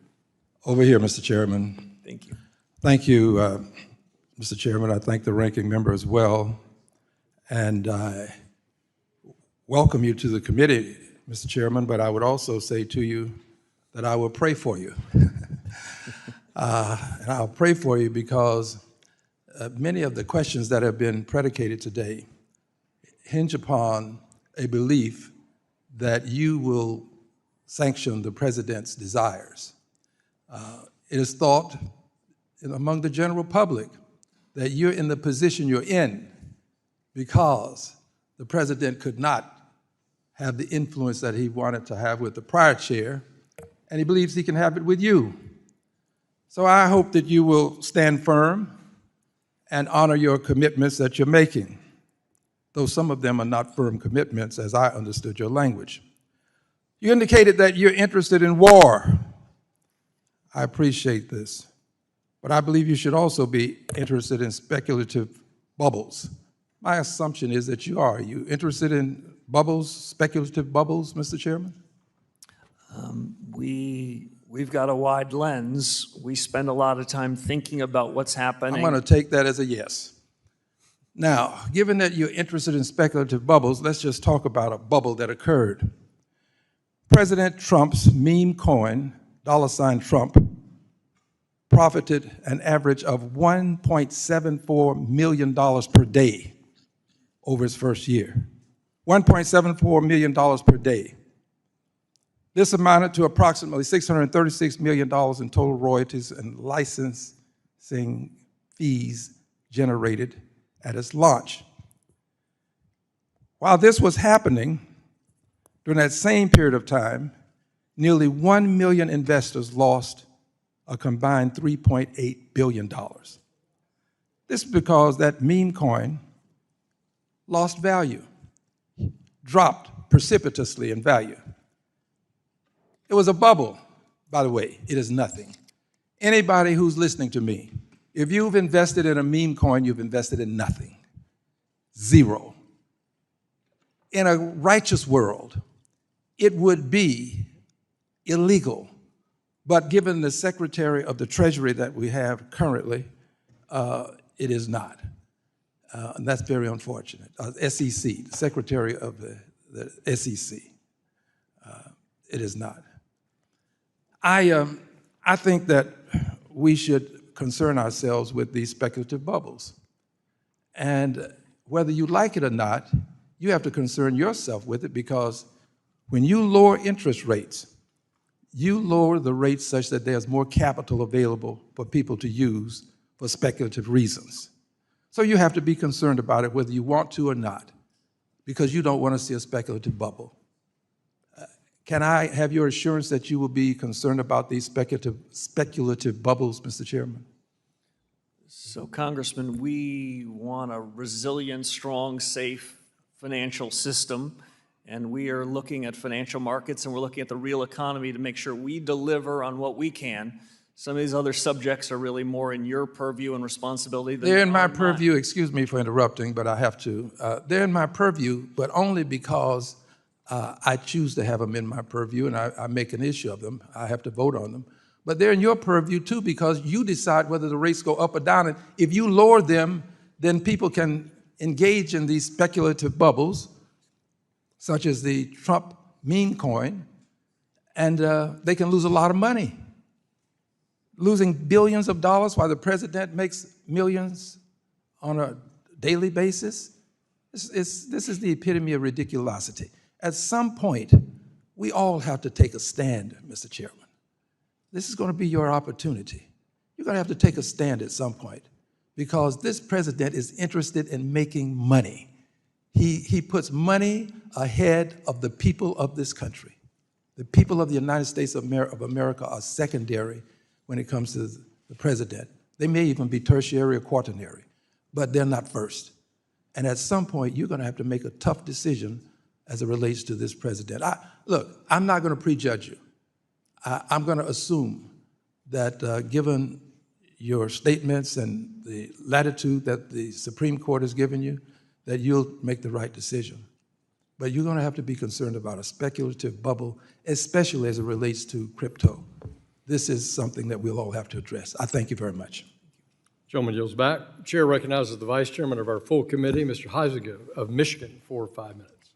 Thank you, Mr. Chairman, and Chairman Warsh, congratulations. I join many of my colleagues in seeing you there as a very positive thing.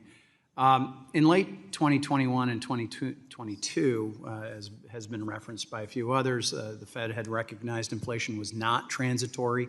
I'm reminded of actually a hearing we had where we had then Secretary Yellen, former Fed Chair Yellen, sitting next to the then current Fed Chairman. And when I brought up the question about whether it was transitory, they did not have the same answer.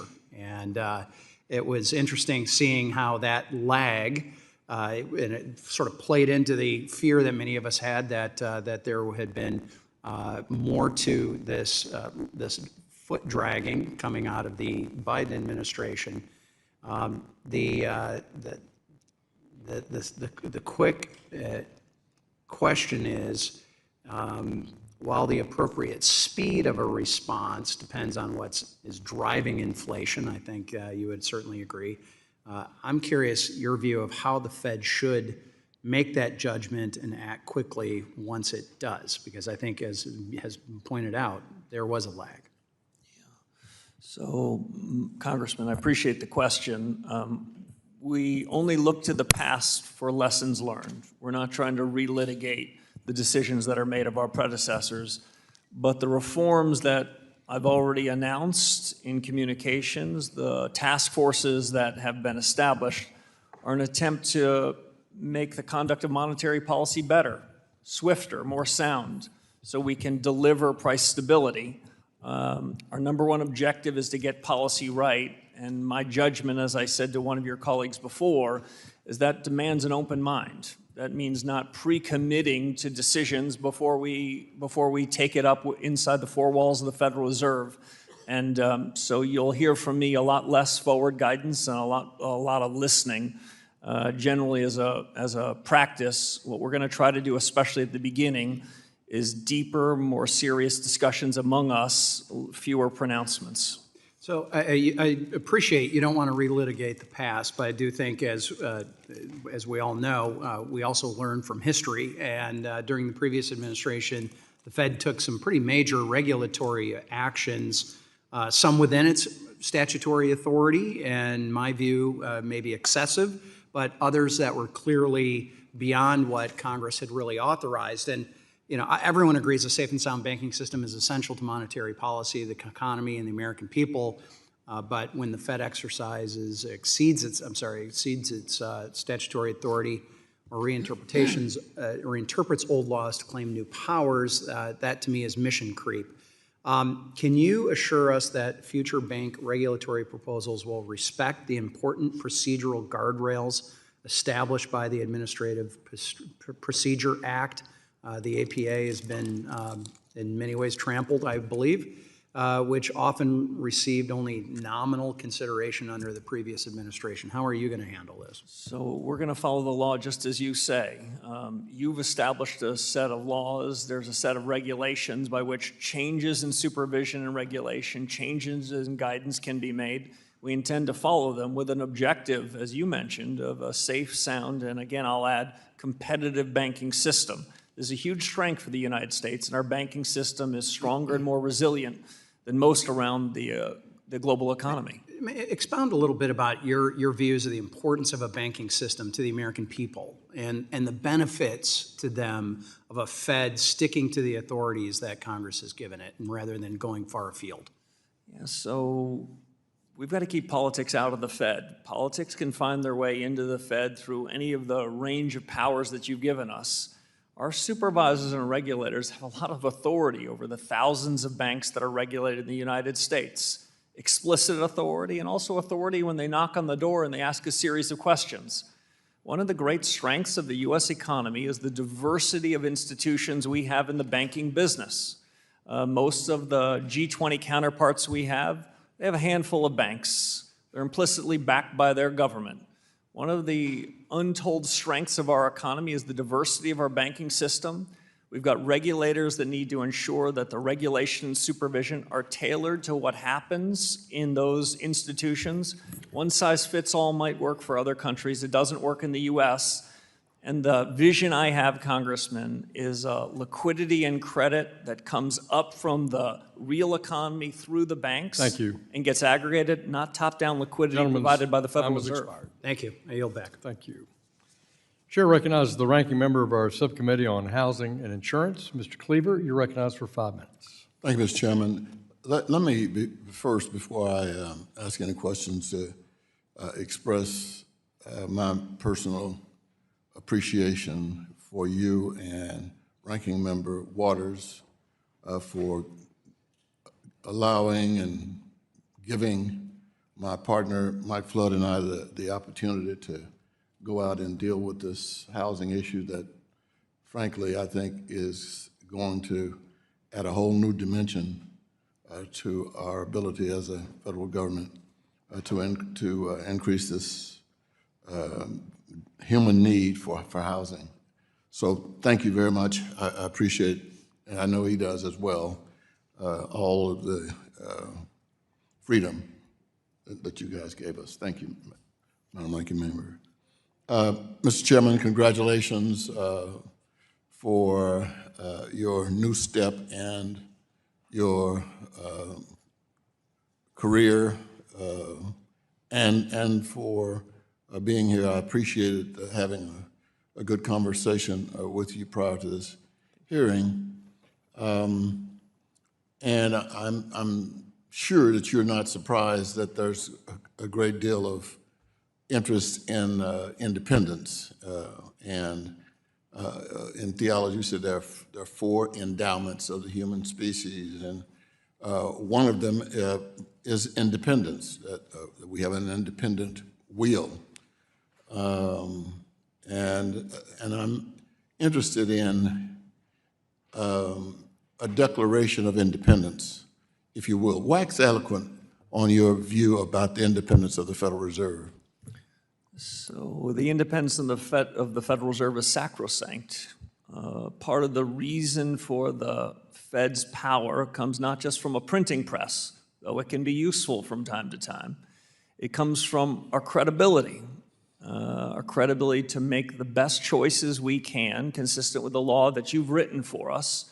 And that credibility is bolstered if we are and are perceived to be independent. And so that's a commitment I can make to you, because that's the way we can best do our job.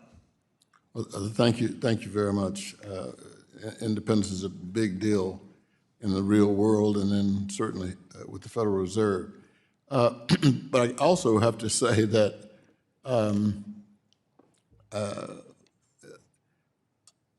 you know, there is a terror of the unknown, part of who we are.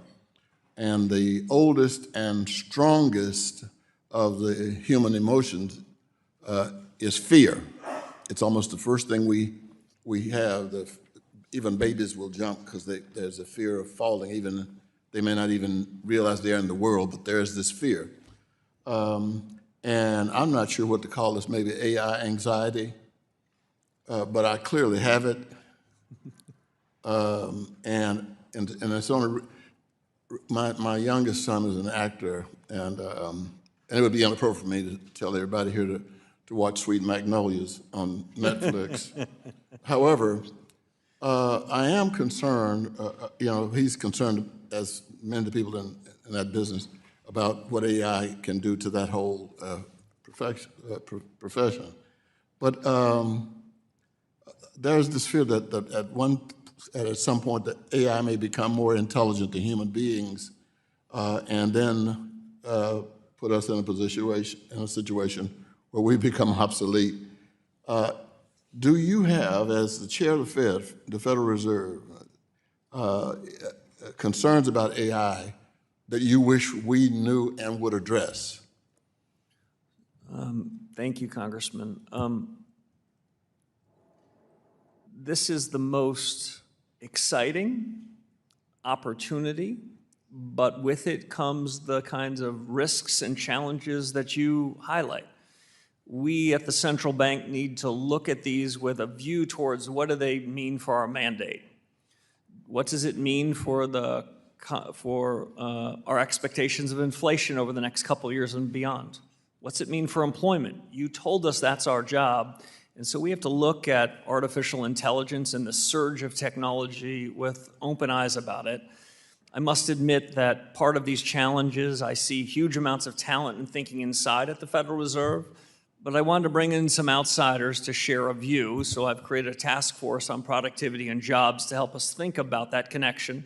We're not outsourcing anything. We're ultimately Gentleman's time has expired. We're ultimately going to make these decisions. But American ingenuity has found its way into artificial intelligence, and it's an exciting time, but one that we're not complacent about. Appreciate it. Thank you, Mr. Chairman. Thank you. Chair recognizes the chair of our subcommittee on digital assets, Mr. Stile of Wisconsin. You're recognized for 5 minutes. Thank you very much, Mr. Chairman. Chairman Warsh, thank you for being with us today. A year ago on Saturday, the Genius Act was signed into law. And with that, a series of deadlines for rules to be promulgated began, and the clock began to tick. You came into your job confirmed approximately 2 months ago. The deadline for the Fed to promulgate rules is this Saturday. Will the Fed meet that deadline? Well, it's a fair and open question. I have been corrected. I've not been in the job 6 weeks, but 7. We're racing to put that out by this deadline. I'll just add one other thing, Congressman, without taking too much of your time.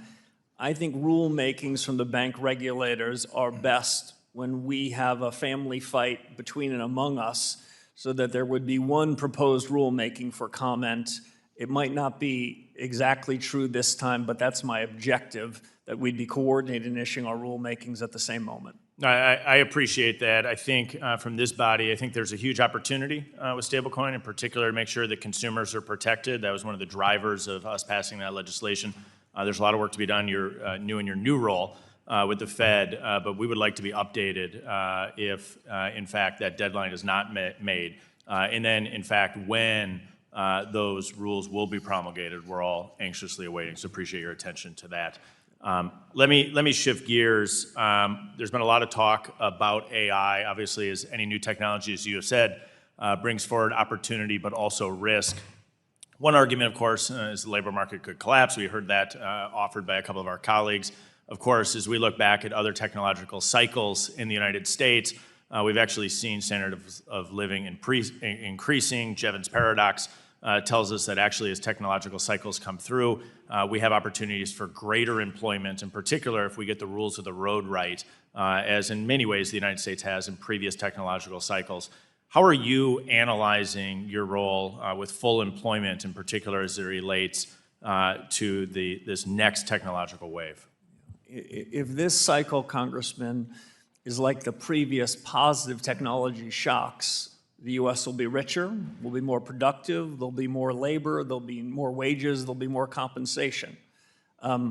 That is if this follows prior trends.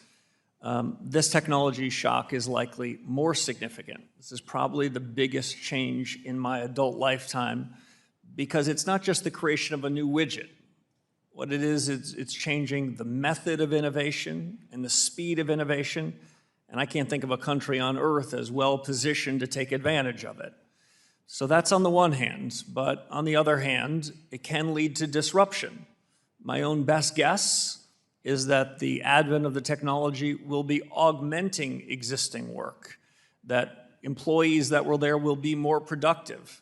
And ultimately, at the end of the day, I don't believe in the lump of labor fallacy. All the jobs that are there have already been created, and the technology will remove some. Well, it might be disruptive in the near term, but it'll create a lot of other jobs. Just to give one example from history, and then I'll close. Who knew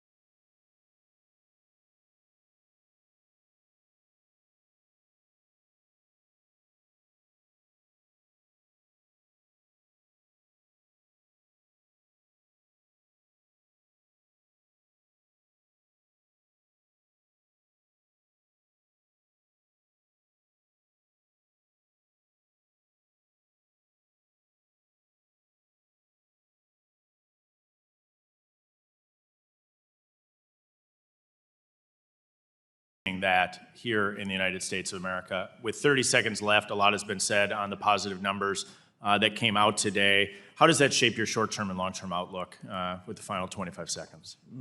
So it's one data point. The reason I created a task force on data is I don't want to overread or cherry pick data. There might be some that look at this morning's data and say, oh, mission accomplished, everything is swell. That is not my view. Cognizant of the time, appreciate you being here today, Chairman. Mr. Chairman, I yield back. Thank you. Chair recognizes the ranking member of our Subcommittee on Financial Institutions, Dr. Foster from Illinois. You're recognized for 5 minutes. Thank you, Mr. Chair, and welcome, congratulations, and I hope that you cherish the scars from surviving the financial crisis that we both suffered through 20 years ago. I entered Congress and the Financial Services Committee in March of 2008, where I was right in the front row there, about 2 meters from Ben Bernanke and Hank Paulson, as they came to Congress to ask for $700 billion bailout, watching the sweat drip down Hank Paulson's forehead. So I hope you don't have to go through that. But you know, one of the Fed's most important roles outside of monetary policy is the operation of the central bank swap lines. And these, as you know, were absolutely crucial in preventing the global financial crisis from becoming a global depression. And I think, to my mind, remains the major reason why the US dollar is the world's indispensable reserve currency, in an area where, by the way, the Chinese are trying to become increasingly competitive. And so the problem, of course, is that right now we have in the White House an occupant who sees his every power as a means of rewarding his friends and punishing his enemies, domestic and foreign. We saw that an example in the Argentine bailout, where he implemented swap lines using the Treasury's Exchange Stabilization Fund. I think he pretty much maxed it out. But to reward one of his MAGA allies internationally with a $20 billion loan at well below market rates, or probably they couldn't get a loan from anyone at that point. And so the question that I have, that when you and the FOMC are operating those lines, particularly in times of crisis, do you see yourself as an agent of the president or as an independent actor? Thank you, Congressman. I appreciate the question. The swap lines that we put in place in the 2008 financial crisis, like you, I think, played a remarkable benefit in trying to mitigate the risks for the U.S. economy. And it reinforced that the dollar is the dominant currency in the world. Now, my judgment as central bank chief is to let the dollar policy be discussed by the Treasury Secretary and leave that to him. But historically speaking, I think the swap lines played a major role. The dollar liquidity swap lines that the Fed has put in place are about the conduct of monetary policy. So those are independent, but I just want to distinguish one thing.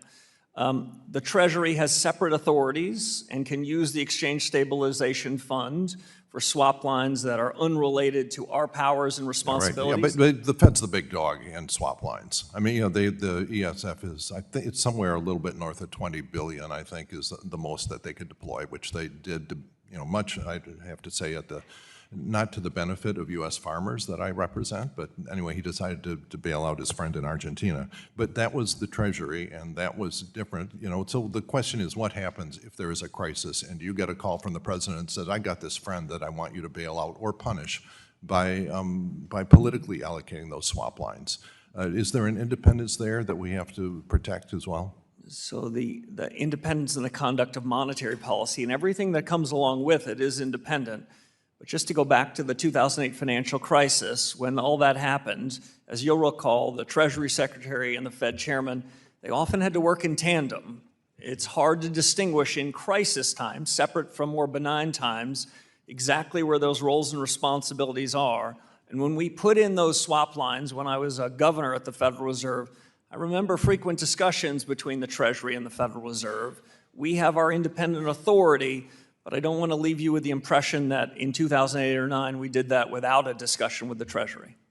Okay, well, I just, yeah, be very careful of that, because you are going to be coming under extreme pressure. Now, let's say I applaud all of your focus on data, which we talked about when we talked, and in particular your need for better real-time data. You know, the question of whether we could have picked up the inflation earlier with more leading and real-time indicators, I think is a very valid point, and I applaud you for having your committees investigate that. But does this interest also go into real-time regulatory information as well, which I think is really going to be crucial in a world where there's, you know, 24/7 banking operations? Banks and financial institutions can get in trouble fast. And so are you also going to be looking at the need and benefit for regulatory data on a faster timescale? Absolutely. I've only been here for 7 weeks. The focus in those first 7 weeks, I must admit, is making sure that monetary policy gets back on track. But many of these lessons learned, like in data, how do we make real-time decisions isn't just as monetary policymakers, it's as supervisors and regulators. The world, as the discussion about AI suggested, the world's moving faster. Gentleman's time is the world's expired. accelerating, and the Fed has to move with that speed. Thank you. Yield back. Thank you. Chair recognizes the chairman of our Subcommittee on National Security, Mr. Davidson from Ohio, for 5 minutes. Thank you, Chairman Hill. Chairman Warsh, thank you for your testimony today and, frankly, for leading at the Federal Reserve. You know, the Constitution gives Congress the responsibility for monetary policy, and since 1913, that's fallen to the Federal Reserve. And, you know, a lot of people say, well, what did we create when we created the Federal Reserve? And the fight over the shape of our monetary policy is as old as Alexander Hamilton versus Andrew Jackson. So I think a lot of my constituents wonder, you know, what happened to the purchasing power of their dollar?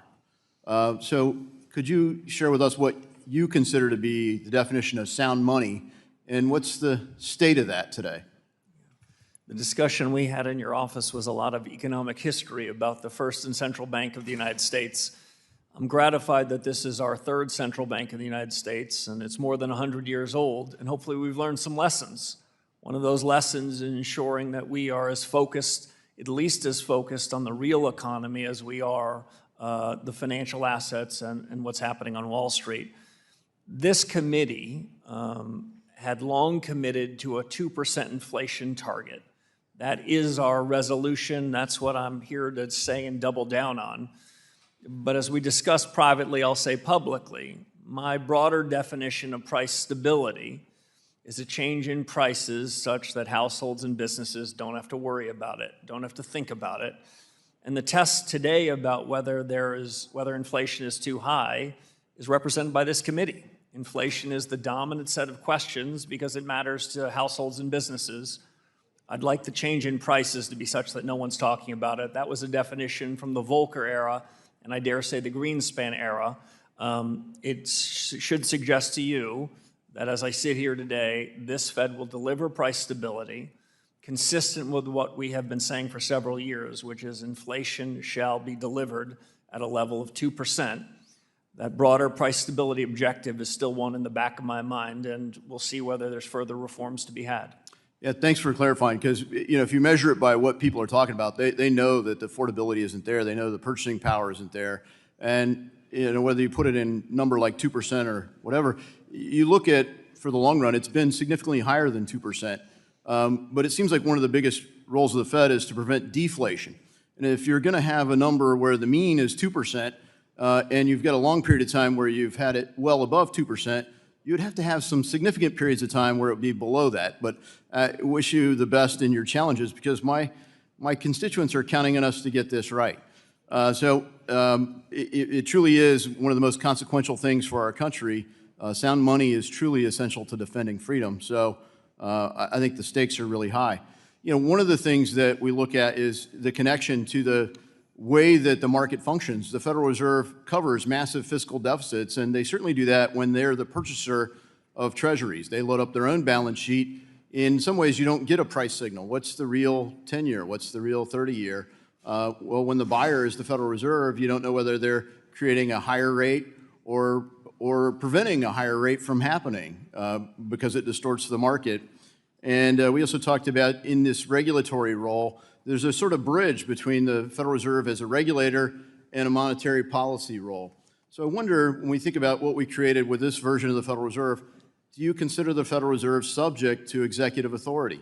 I mean, when there are executive orders that are issued, let's say just relating to the regulatory side, not monetary. I get some of the concerns on steering monetary policy.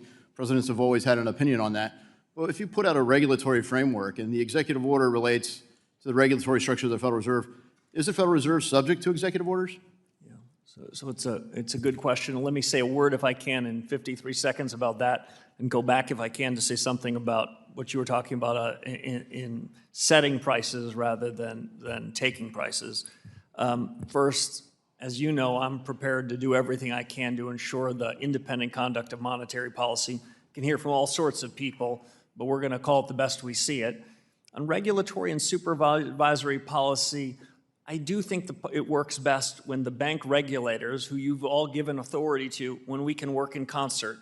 I tend to not like it when there's a regulatory arbitrage, if an institution's trying to choose between whether to be regulated by the OCC, the FDIC, or the Fed. So I'm encouraged to have a robust discussion with my colleagues at other bank regulators about what we think is the right public policy. But if we think that the right public policy is different than theirs, we'll put it out for comment and notice, perhaps even as early as Saturday. Gentleman's time has Thank you. My time has expired, and I yield back. Chair recognizes the ranking member of our subcommittee on national security, Ms. Beatty, also of Ohio, for 5 minutes. Thank you, Mr. Chairman and Ranking Member, and to you, Chairman Warsh. Thank you for being here today. And let me first start out by thanking you for reaching out to have a dialogue with me, and I look forward to making that happen. Also, I certainly appreciate your response, particularly to Congressman Meeks and Congressman Foster, on you holding firm on independence and that you would protect the data and the law. That goes a long way with me. I want to start with a question about the housing market. As you're aware, the Federal Reserve monetary policy heavily influences the United States housing market through setting of benchmark interest rates that directly dictate the mortgage rates and housing affordability. Many homeowners were able to access mortgages at historically low interest rates during the pandemic, but rates have more than doubled since then, and I'm concerned about the impact this is having on first-time home buyers and minority borrowers in particular, who are also facing high home rates and insurance policies. Homeowners are exiting pandemic-related forbearances and also are struggling to enter into affordable repayment plans due to the high interest rates, which in many cases could push them into foreclosures. Now, I understand that the Fed can't increase housing supply or prevent foreclosures directly, but I'm interested to hear your thoughts on the impact of rate hikes on the housing market. especially for those more vulnerable homebuyers. And certainly, you know, we have a new amazing housing bill, the 21st century. I have to get that plug in, that I have 6 bills in that. So now I yield to you. Thank you, Congressman. We stay out of housing policy, and as the debate that's been had in this room suggests, you all have a lot to say about what housing policy is going to be. But I don't want to suggest that we don't touch it. We don't target housing, we don't target any particular sector, but the decisions we make have a big effect on housing. Yes. And housing plays a huge role in most households' family budgets, in their savings. So we recognize the importance of it. And rate heights. Correct. Absolutely. We, as I said in my opening statement, I think broadly about the conduct of policy today. I sounded quite optimistic about what was happening in manufacturing, what was happening in output. But you heard me say a somewhat more cautious note about housing. And I think that's in part because monetary policy, when rates were cut to extremely low levels, provided what was thought of as a once-in-a-lifetime opportunity to get the first house. I would prefer a set of monetary policies that are not boom and bust, that don't just make one generation more fortunate about being able to afford their first home than the next.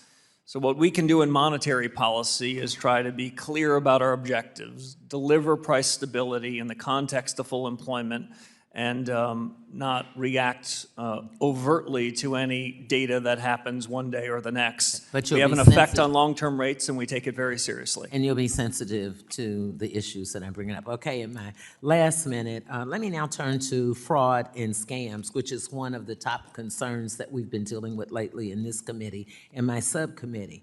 As you know, payment frauds, including scams, often involve multiple institution and payment methods, and no single agency or entity can solve it alone. What specific role do you believe the Fed Reserve should play in helping build a more coordinated cross-sector approach to frauds and scams?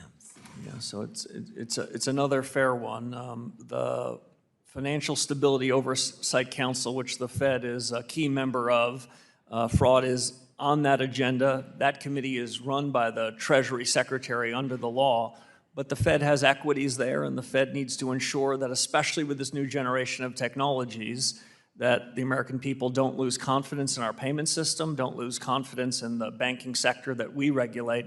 So we do have an important role to play there as well. I'm gonna interrupt only because I have a few seconds later. I'm glad you mentioned this new generation. I've received feedback that better information sharing between financial institutions and online platforms is key. Do you agree? Absolutely. Real-time information between lender and borrower is a way to make credit more available to more hardworking Americans. Thank you, and I yield back. Gentlewoman yields back. The chair recognizes the gentleman from Tennessee, Mr. Rose. You're recognized for 5 minutes. Thank you, Chairman Hill, and thanks to Ranking Member Waters for holding the important hearing, and Chair Warsh, thank you for being here with us today. Chairman Warsh, prices for agricultural inputs have, after experiencing a spike during the Biden inflation that began in 2021, have remained stubbornly high. Needless to say, families are also in my district were themselves hit by the rise in food prices that began under Biden and your predecessor in 2021. And grocery prices remain persistently high. This strains household budgets and makes it harder for people in my district to put food on the table while also paying for all of life's other necessities that are also more expensive following that inflationary period. We saw in the 1980s how hard it is to deal with persistent inflated prices and the difficult decisions it can place on the Fed to get and keep them under control. Can you please tell us what is the Fed doing and what do you intend to do to ensure that a resurgence of inflation does not materialize? So that's job number one. We cannot, I don't want to overstate, we cannot have a direct, immediate effect on short-term particular prices at the grocery store or in agricultural goods. But the job you gave us and the job we are resolute about accomplishing is to make sure that any short-term changes in particular prices don't broaden out, don't change to a generalized change in the price level. Unfortunately, that's what's happened for the last 63 months, and those days have to be a thing of the past. I'll make one other note. Good economics, going back a couple of generations, talks about sticky prices. And the longer that prices have been above the inflation target, it's usually a bit harder to dislodge them and get them lower. Our job, my commitment to you, is to take sticky prices and to unstick them. Thank you. I agree wholeheartedly with that. The Fed made some interesting judgment calls during the last administration when it came to its supervision and regulation decisions. Whether it was the war on digital assets, the crusade to make the Fed a climate regulator, or the use of reputation risk to debank disfavored firms and individuals, the Fed allowed itself to become the instrument of partisan actors pursuing goals beyond the powers that Congress has authorized.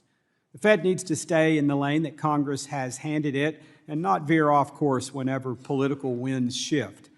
When the Fed does the latter, it undermines its standing in the eyes of Congress and the American people.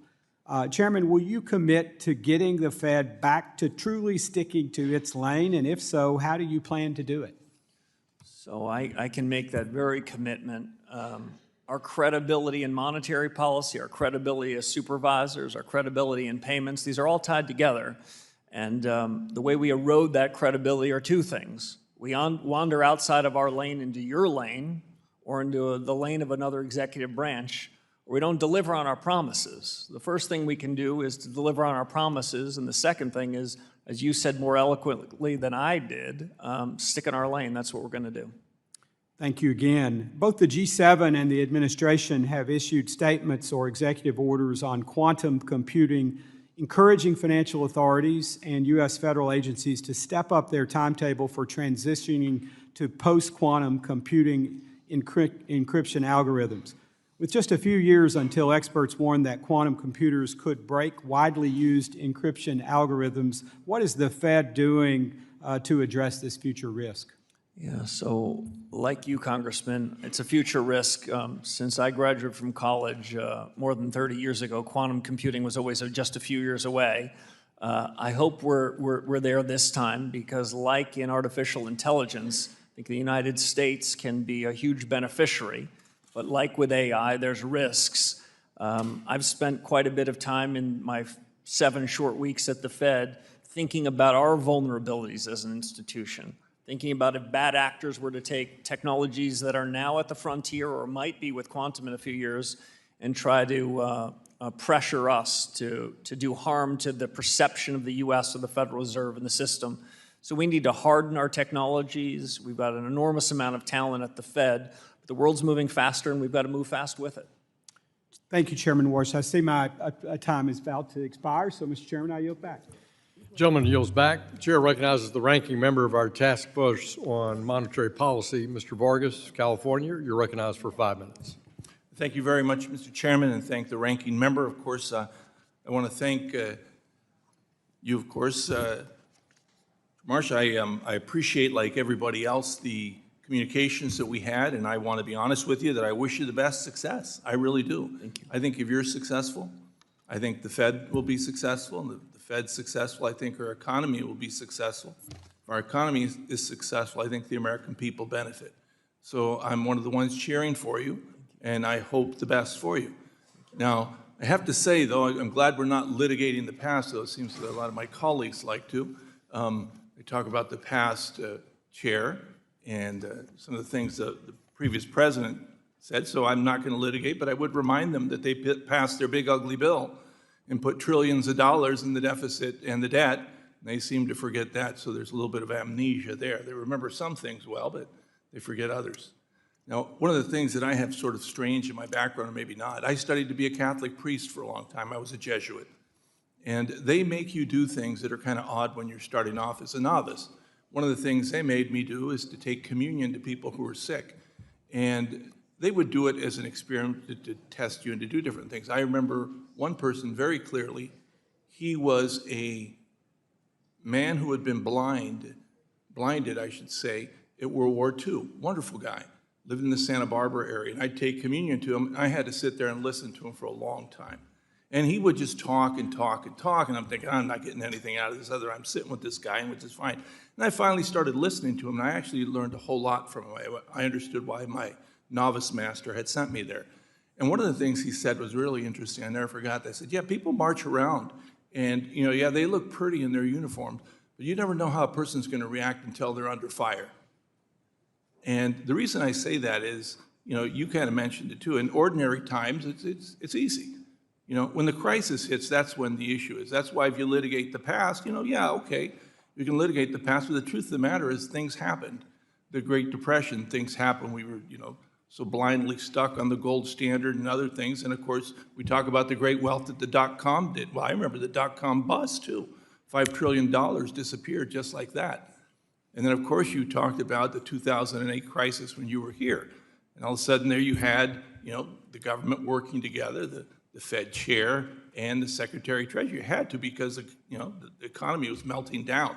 Now, I don't wish any of that upon you, but the truth is that you could get that. You could get an AI collapse. I mean, the Magnificent Seven have really driven the market tremendously, and sure, there's great opportunities, and I hope that it is successful. But if it's not, then I hope that you also have the flexibility to figure things out. I mean, my colleagues love to talk about, what Chairman Powell did. They seem to forget that there was a pandemic and that we could have been slipping into a depression if we hadn't done some of the things. They seem to forget, too, the person who closed down the government was actually, in the economy, was actually President Trump. It wasn't Biden. Everybody blames it on Biden. When I was here, it was Trump that did that. The decision he made, I don't know if it was good or bad, but it was the decision he made under fire. So anyway, I wish you the best, but I do want to ask you about that. What happens when, as they say, it all hits the fan? How will you react? Will you react in a way that's flexible, or will you react in a way that almost seems today almost robotic? Well, I appreciate it. I take that as a blessing that my 4 years will be ones of calm and peace and price stability and full employment. So I take it in the way it was granted. But we have to be prepared for shocks that are unanticipated. We have to be open-minded to things that might happen. So while it might not be common for the economics profession, we have to show a lot of imagination. My general view, again, coming out of the 2008 crisis, is we need to think ex ante about what we might do when the shocks happen. And it'd be okay to share with the world how we're buying insurance, how we're trying to protect the resiliency of the Fed systems, how we want the banking system, if times aren't always perfect, to be strong and resilient and competitive. And in the conduct of monetary policy, we want to anchor stable prices, deliver full employment, so if and when the shock happens, we have rebuilt the credibility that may have been somewhat lost in 63 months of higher prices. I am not relitigating the past. I know my colleagues have been trying to deliver on stable prices and full employment for a long time. My time is up. The only and thing I intend I'd to say do so too. They were honorable people, and I think they did the best they could, and I hope you do too. I know you're an honorable person. Good luck, sir. Gentleman yields back. Chair recognizes the chair of the House Small Business Committee, Mr. Williams of Texas, for 5 minutes. Thank you, Mr. Chairman, and also, Chairman, congratulations to you. America's banking system is the engine of prosperity in this country, and it plays a critical role in creating opportunities.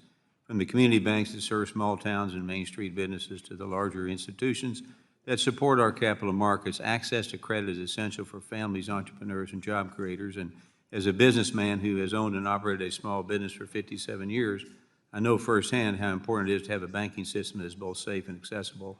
And the American public and the American people expect a chance to pursue their American dream, and access to affordable credit is often what makes that possible. So under the Biden administration, we saw proposed regulations that threaten that dream by making credit more expensive and harder to obtain. So my question would be, can you tell us how you think the Federal Reserve's supervisory role can promote a safe and sound banking system while ensuring businesses and families continue to have access to the credit they need to pursue the American dream?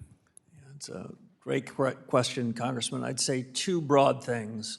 One is we need a highly competitive, diversified banking system. This is the secret, one of the unheralded secrets of the U.S. economy.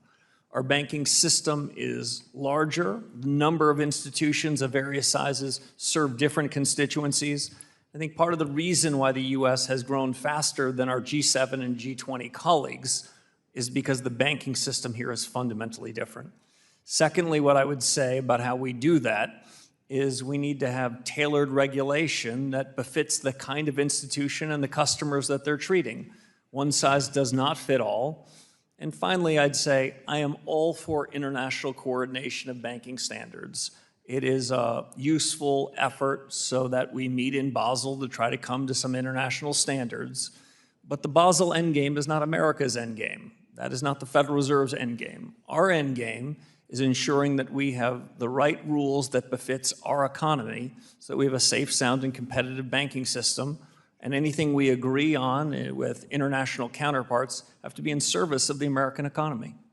Thank you. And as businesses depend on clear, consistent rules, when Congress passes a law, it reflects the will of the American people. And agencies like the Federal Reserve have a responsibility to faithfully carry out those laws, and regulatory certainty gives businesses like mine the confidence to invest, hire, and grow. So question would be, can you tell us how you intend to guide the Federal Reserve, and will you commit to ensuring the Fed carries out the laws of Congress that Congress passes without expanding beyond its statutory authority?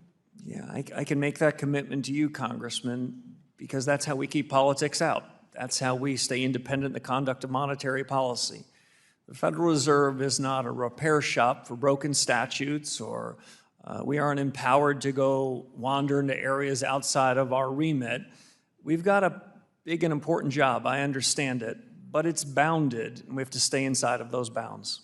My last question real quick, Chairman. One lesson I've learned in business is that your word matters, and when you make a commitment, people expect you to follow through, and consumers' trust is earned by doing what they say you are going to do. So the Federal Open Market Committee has made a commitment to the American people to restore price stability.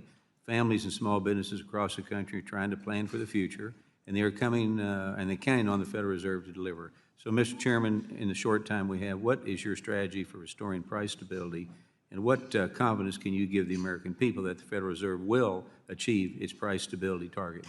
So I can give you the commitment that we will deliver price stability. I was comforted at my very first meeting about a month ago. As I looked around the table of my 18 colleagues, there was no willingness to tolerate higher prices. There was a commitment that was unambiguous and unanimous that we're going to deliver. So the next question is, how are we going to deliver it? First is, I would say, make it very clear to you and the American people and to U.S. businesses that that is not a commitment we're going to walk away from, and we're not finding acceptable the higher inflation that has endured in this country for more than 5 years. The second thing that we're going to do is take responsibility. As I mentioned to one of your colleagues before, in our view, in my view, there is no anguish in central banking. This isn't saying, oh, I wish this or that were to happen. You gave us a lot of the tools to deliver on that commitment. We intend to do it. And the third and final thing I'll say is we have the tools to do it. We have a printing press, we have a balance sheet and interest rates. They have both provided significant accommodation and restrictiveness during different parts of the business cycle. And over the coming period, I'm going to ask our colleagues and have a good family fight about the extent and timing in which we would need to deploy those to deliver on the promise. Appreciate your leadership. I yield back.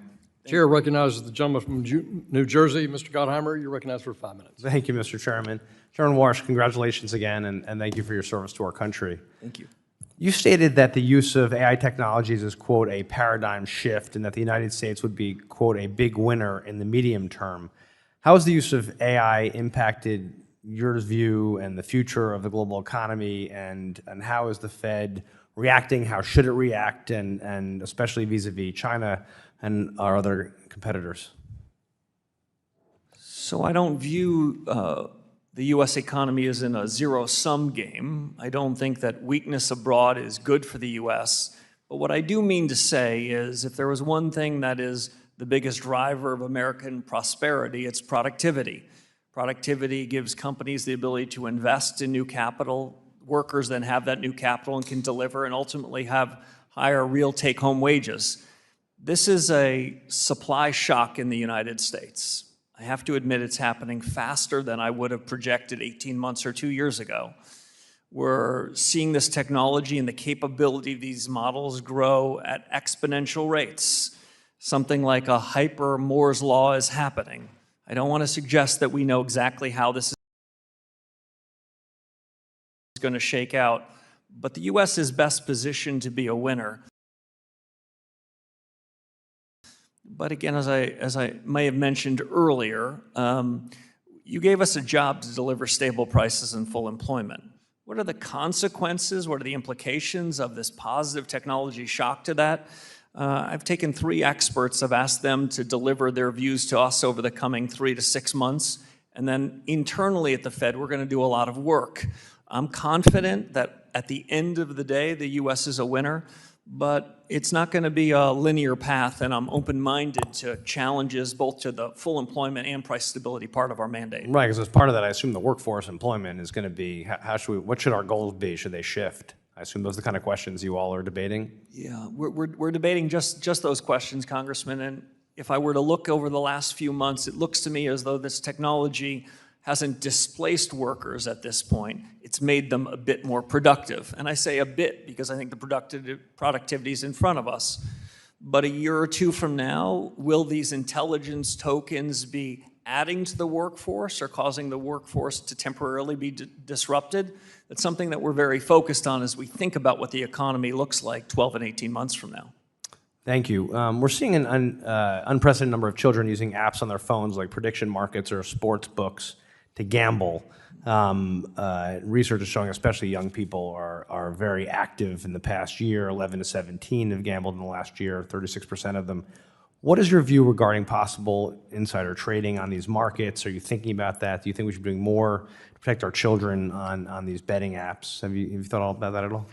Well, I've thought about in 2 respects. First, when I was sort of a junior in junior high school and high school, I was the nerdiest kid probably in this room, so I wasn't wandering into those. That's saying a lot. You should meet the chairman. Yeah. Go ahead.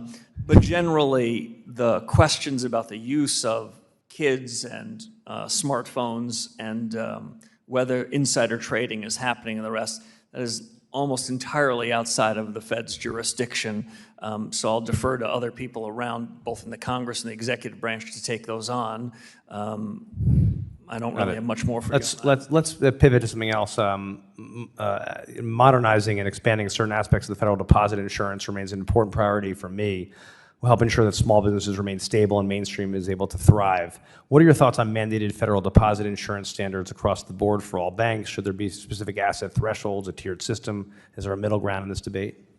Yeah, so we're going to follow the law, and we're not going to weigh in on what we think the right deposit insurance caps are. But I don't want to walk away from the question entirely. The FDIC insurance caps should be binding. That is, we need to have a supervisory and regulatory system such that if a few banks get in trouble, either myself or the Treasury Secretary don't have to, in unusual and exigent circumstances, provide backstops for everybody, including depositors. So the way I think about it is deposit insurance reform and proper deposit caps should be of a piece with strong reform-oriented supervision and regulation. So the law that you decide should be the right caps for individual deposits. That should be the case both in good times and bad. Last question. Do you think that people in my district, young people, keep coming up to me and say they're not going to be able to afford a home, to be able to get a mortgage? Do you feel confident in your tenure people are going to still be able to afford to get a mortgage? I'm a great believer in the American dream, and I know that a mortgage and first-time house is one important step to do that, and we'll do what we can to support it. Thank you. I yield back. Thank you. Congratulations again. Thank you.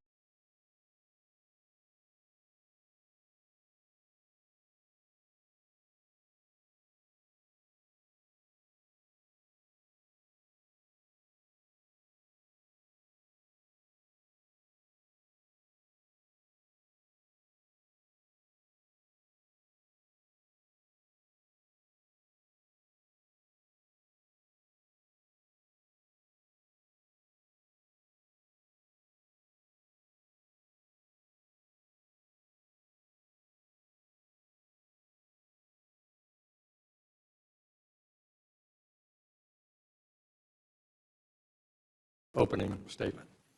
First, let me welcome our witness, the Honorable Kevin Warsh, in his first appearance before Congress as our new chairman of the Federal Reserve. Annual inflation is still running above the Fed's 2% target.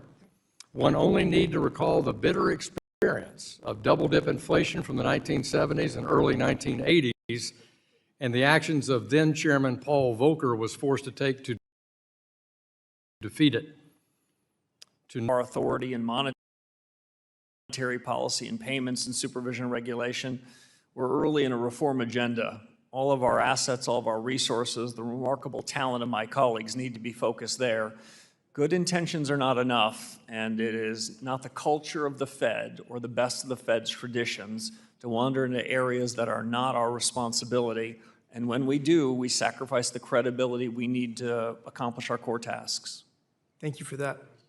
More broadly, the issue of mission creep has challenged many federal agencies over time, and the Federal Reserve has not been immune. Following the financial crisis of 2008, the Federal Reserve assumed an increasingly expansive role through extraordinary monetary interventions. More recently, the institution became involved in matters such as climate-related financial supervision, digital asset regulation, and